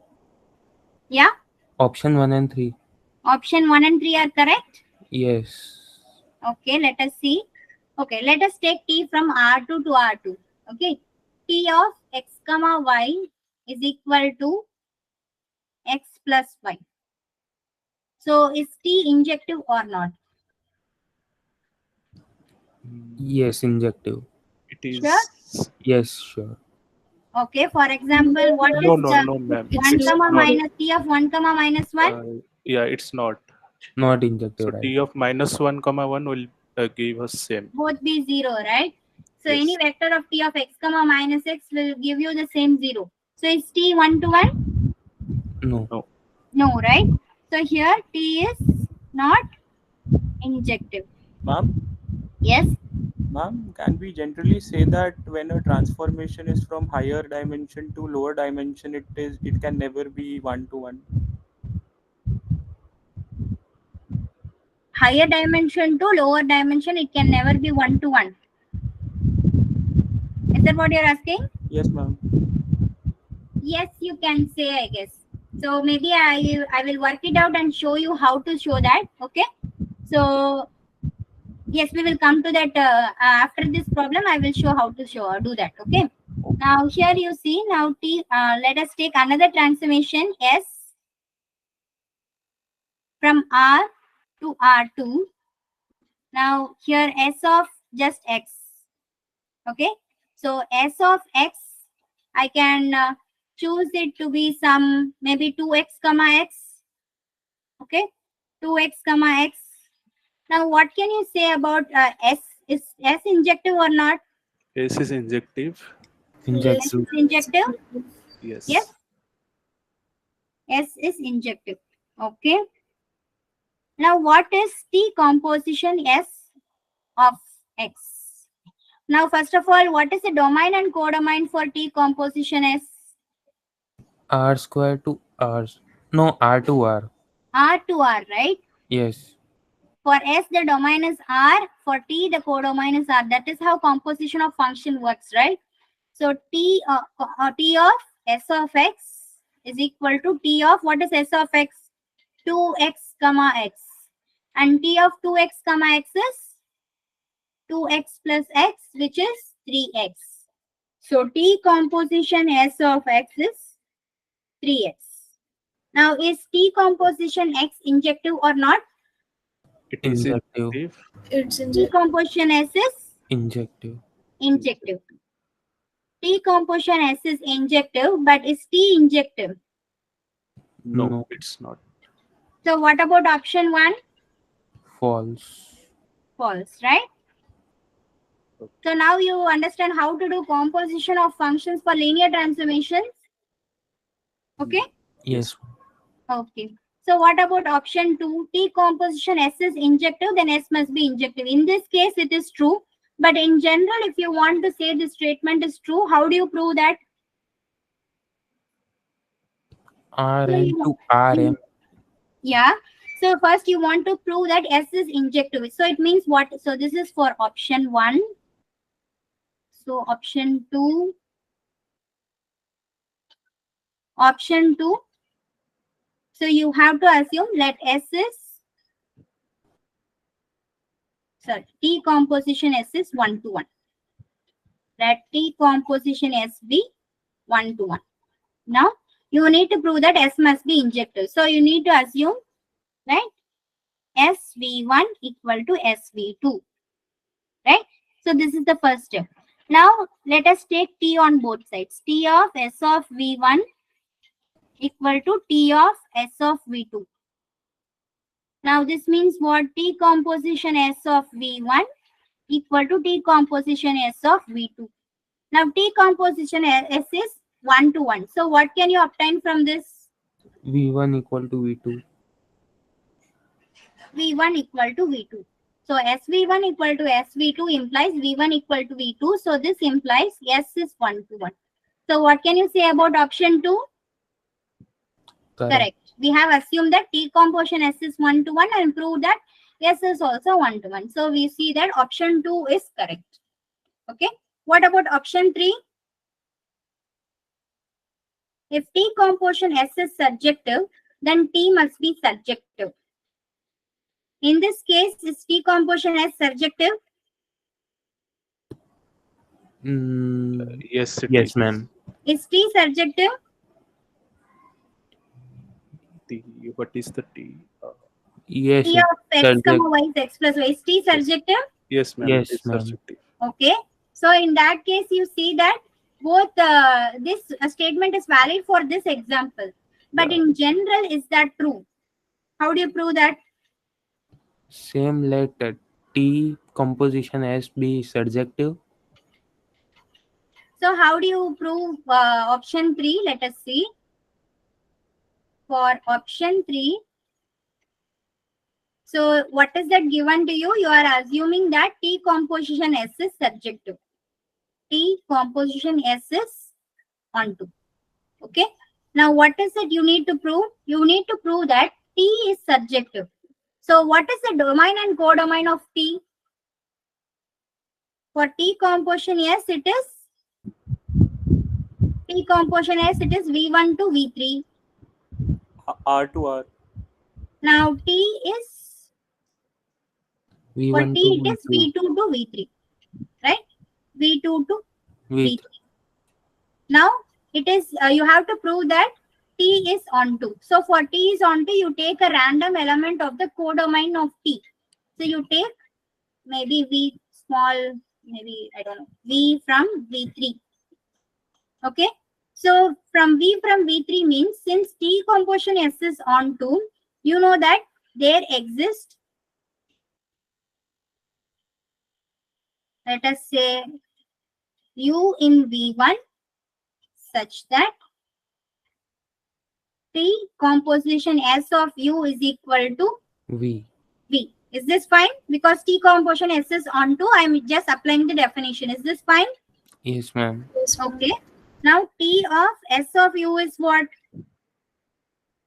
V. Now where does S of U lie? S is a mapping from V1 to V2. V2. So S of U belongs to V2. V2. So you see that. So S of U, you can give some other name W. There exists a W in V2 such that T of W is equal to V. So you have found a pre-image for V in V2. So is T onto? Yes. Yes. So therefore T is onto. Okay. Is this clear? Okay. Yes, ma'am. Now what is option 4? That is incorrect. T composition S is surjective, then S must be surjective. Look at this example. Is T composition S surjective? Yes. Yes. But is S surjective? No. No, ma'am. No. Okay. Why it is not surjective? Can you explain? Because it is the I mean it lies on the line connecting 0, 0 and 2, 1. Yes. Any point away from this line will not lie in the image of S. So this S is not onto. So here you see S is not onto. S is not onto, but T composition S is onto. So for option 4, you see that this example shows the statement is incorrect. Okay, T composition S is surjective, but S is not surjective. So option 4 is incorrect. Is this fine for everyone? Yes, ma'am. Yes, ma'am. Okay, fine. Okay, I guess this is the last problem. Yeah. So if T from R3 to R3 is a linear transformation defined as follows, T from R3 to R3 is given in this way. I have already given this kind of a format for T from R2 to R2, right? So this is the general format for linear transformation from R3 to R3. So this can be represented as TV is equal to AV, where A is this matrix. Do you agree with this? Can you check A times of V is this or not? Yes, Easily ma'am. you can check, right? Okay. Now, which of the following options are true? T is injective if and only if the system of linear equation AV equal to 0 has a unique solution. Correct. Yes, Correct, it's right? correct. Correct. Because T is 1 to 1 if and only if V is equal to 0. Null null space of T is T singleton is 0. equal to 0. Null of T is singleton 0, which is same as saying the system has a unique solution. So this option is fine. What about option 2? That's true. Again, null space of T is singleton 0 means nullity is 0. If nullity is 0, what can you say about rank? Nullity is Rank should null be set. equal to 3 Yes. here. So here you know that nullity is 0. So rank nullity theorem tells you that rank of A is 3. If the system of linear equation AV equal to B for any B in R3 has a solution, then T must be surjective. Right. What is the meaning of option 3? For every B in R3, There there is exists a a V. V in R3 such that TV equal to B. Right? So it means T is onto, right? This is the definition of onto. That is what is given here. Just they have considered it as a system of linear equation AV equal to B. TV is same as AV in this case. So is option 3 correct? Yes, ma'am. Yes. Okay. What about option 4? It is also correct. If T is not surjective, then there exists some B such that this has no solution. Not surjective means all codomain is not covered. So it means for some B there is no pre-image. Right? So option 4 is correct. So did you all understand this? This actually explains the relationship between a transformation being isomorphic or injective or surjective and the corresponding system of linear equations obtained from this. So do you all understand all the 4 points? Is this clear for everyone? Yes. Yes, ma'am. Okay, fine. Okay, so yes, there was some other questions. Now you can ask any other doubts or questions you were asking. Whatever you were asking before, you can ask it now. Yes. Ma'am, if suppose two matrices are given, so what can you say about the nullity of the multiplication of those two matrices? If two matrices are given, Yes. Suppose A and B. okay. And what can you say about the nullity of AB or BA? Nullity of A, B or BA. Yeah. So here you are talking about matrix multiplication, right? Yes, ma'am. Okay. So what are the sizes of the matrix? Are they square matrices or what are they? We should consider for any rectangular matrix. Rectangular matrix A is M by N, Yes. B is N by P maybe. Yeah. So you have AB is now N by P. M cross P. M by P. Sorry, M cross P. What is the relationship? We know rank of AB. I don't know whether I'm just trying it out here. Rank of AB is less than or equal to minimum of rank of A comma rank of B. This relation we have, right? Yes, ma'am. So, ma'am, I mean, can you prove this rank rank relation? Oh, okay. Nullity plus rank. No, ma'am. That expression rank of AB is less than equal to minimum of rank of A comma rank of B. Yeah. This one, what you want to do? I mean, I want the explanation for this. Oh, In you the want the lectures proof only. of this? Yeah. Maybe writing, instead of writing the proof, I will do one thing. I will give some reference to you in the next class, okay? Okay, all right. So, reference for proof in the next class. or I Ma'am, will plus the or I reference here only. will be added. I will write. Maybe I will just add it here before posting it in the master folder. Okay, okay. Yeah. Okay, I will add the proof for this if you want the proof. From this we will be able to obtain a relation for nullity of A comma B. So if you know some specific values, it is easy to do. But in general, whether we can obtain this also, I will work out. And if I get a proof, I will add it here and update it. Okay. So instead of doing it here and checking whether I can do, so I will just work it out and update it before uploading in the master folder. Okay. Okay, ma'am. Okay. Any other doubts? Ma'am, on page 7, there was a question and I have a doubt on that. Can you go Page there? 7. Okay. Yes. Ma'am, in the fourth question, the last option, I didn't understand that. So U and V forms a basis for T. Do you agree? Yes, ma'am.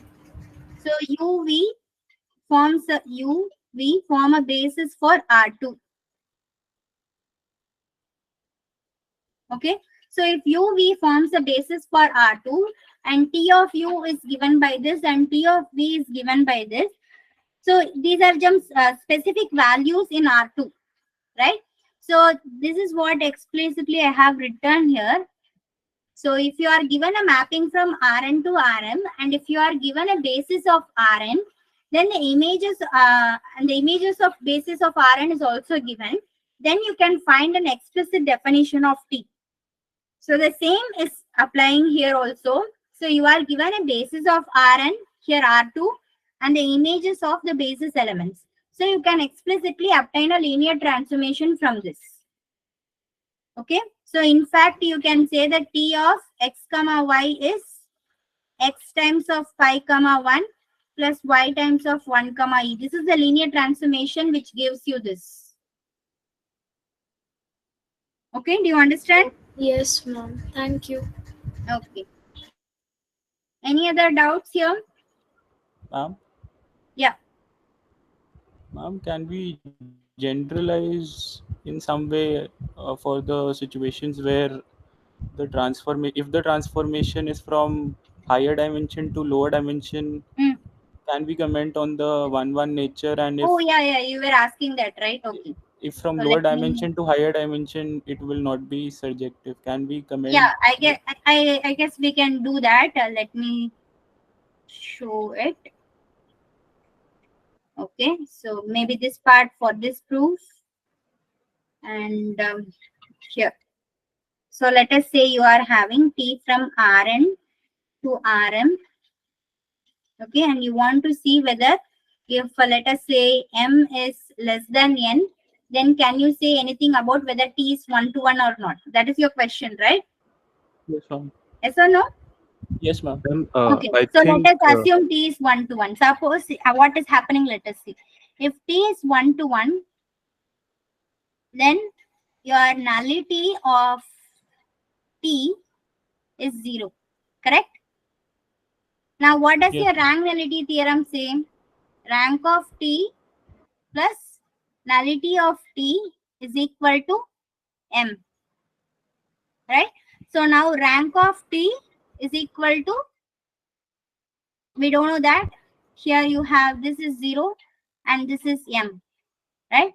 And so it means that your rank of T should be equal to M. So here this is fine, but only in the other case it is not fine. So if it is the other way around, if N is less than M, if N is less than M and you get here M, then in that case you will get a contradiction. If N is less than M, then what happens? If rank of T is M, you already know that rank of the corresponding matrix will be of size M by N, right? And rank of A, you know that it is less than or equal to minimum of M comma N. So here rank of T is equal to M, but the minimum is already N. Okay. Right? N is strictly less than M. So minimum is already M. So it cannot be M. So this is a contradiction. So in case when n is less than m, t cannot be 1 to 1. You can obtain it in this way. Okay, ma'am. Okay. Yes.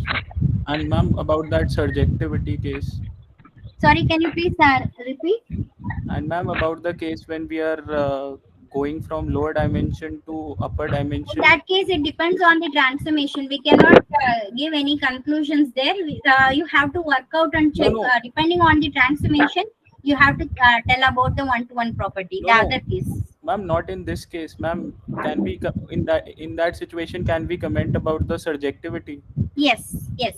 There you can tell about the surjectivity because t from Rn to Rm, and if m is less than n. Okay, if m is less than n, then suppose you are assuming that if t is onto. Okay, if t is onto, what do you know about rank of t? Rank of t should be equal to dimension of w, which is m. So now you know that rank of a is equal to m. So if rank of a is equal to m, what is the contradiction we are obtaining here? Why this cannot be possible? M is less than n. Ma'am, this is possible. This is possible, it seems. Yes, when we are moving to higher dimension, it is onto, but when we are coming down from higher dimension, it is injective. M is less than n, but I guess here also then n less than m case we have to. No. That Here something is contradicts. missing. Ma'am, Here we don't get any contradiction. I see no contradiction here. I don't see any contradiction in this case. Only if the rank is again n, there is some contradiction. So right? Can it So be here, both? if it is m is again greater than n only, we are getting some contradiction, I guess. If m is greater than n and the rank of t is equal to m, again rank should be less than n. So there you get a contradiction. So t cannot be 1 on 2 here. So in general, this is a property because you know that t from Rn to Rm, then t is 1 to 1. Rn to Rn, you know, this is there. 1 to 1, if and only if t is onto. This property is there when the domain and codomain are same. Okay, this property is there when the domain and codomain are same.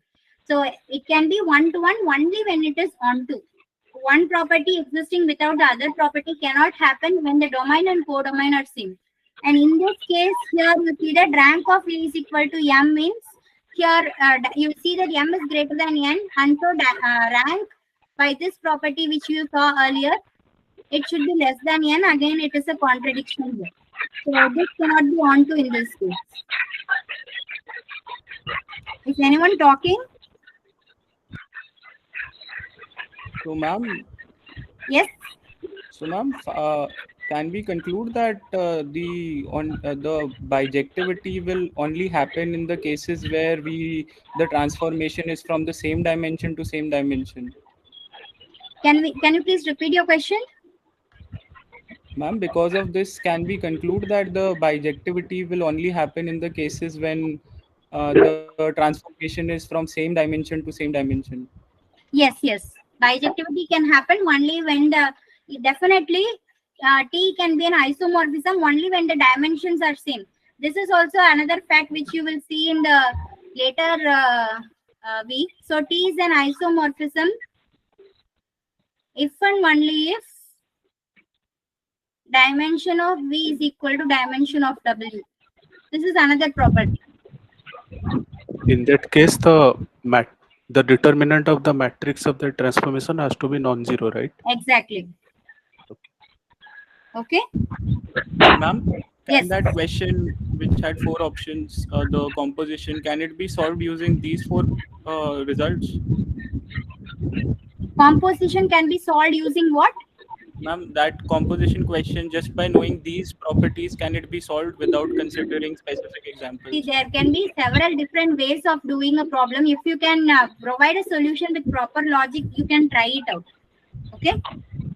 Okay. Okay, so I guess I have covered all your doubts. Are there any more doubts left?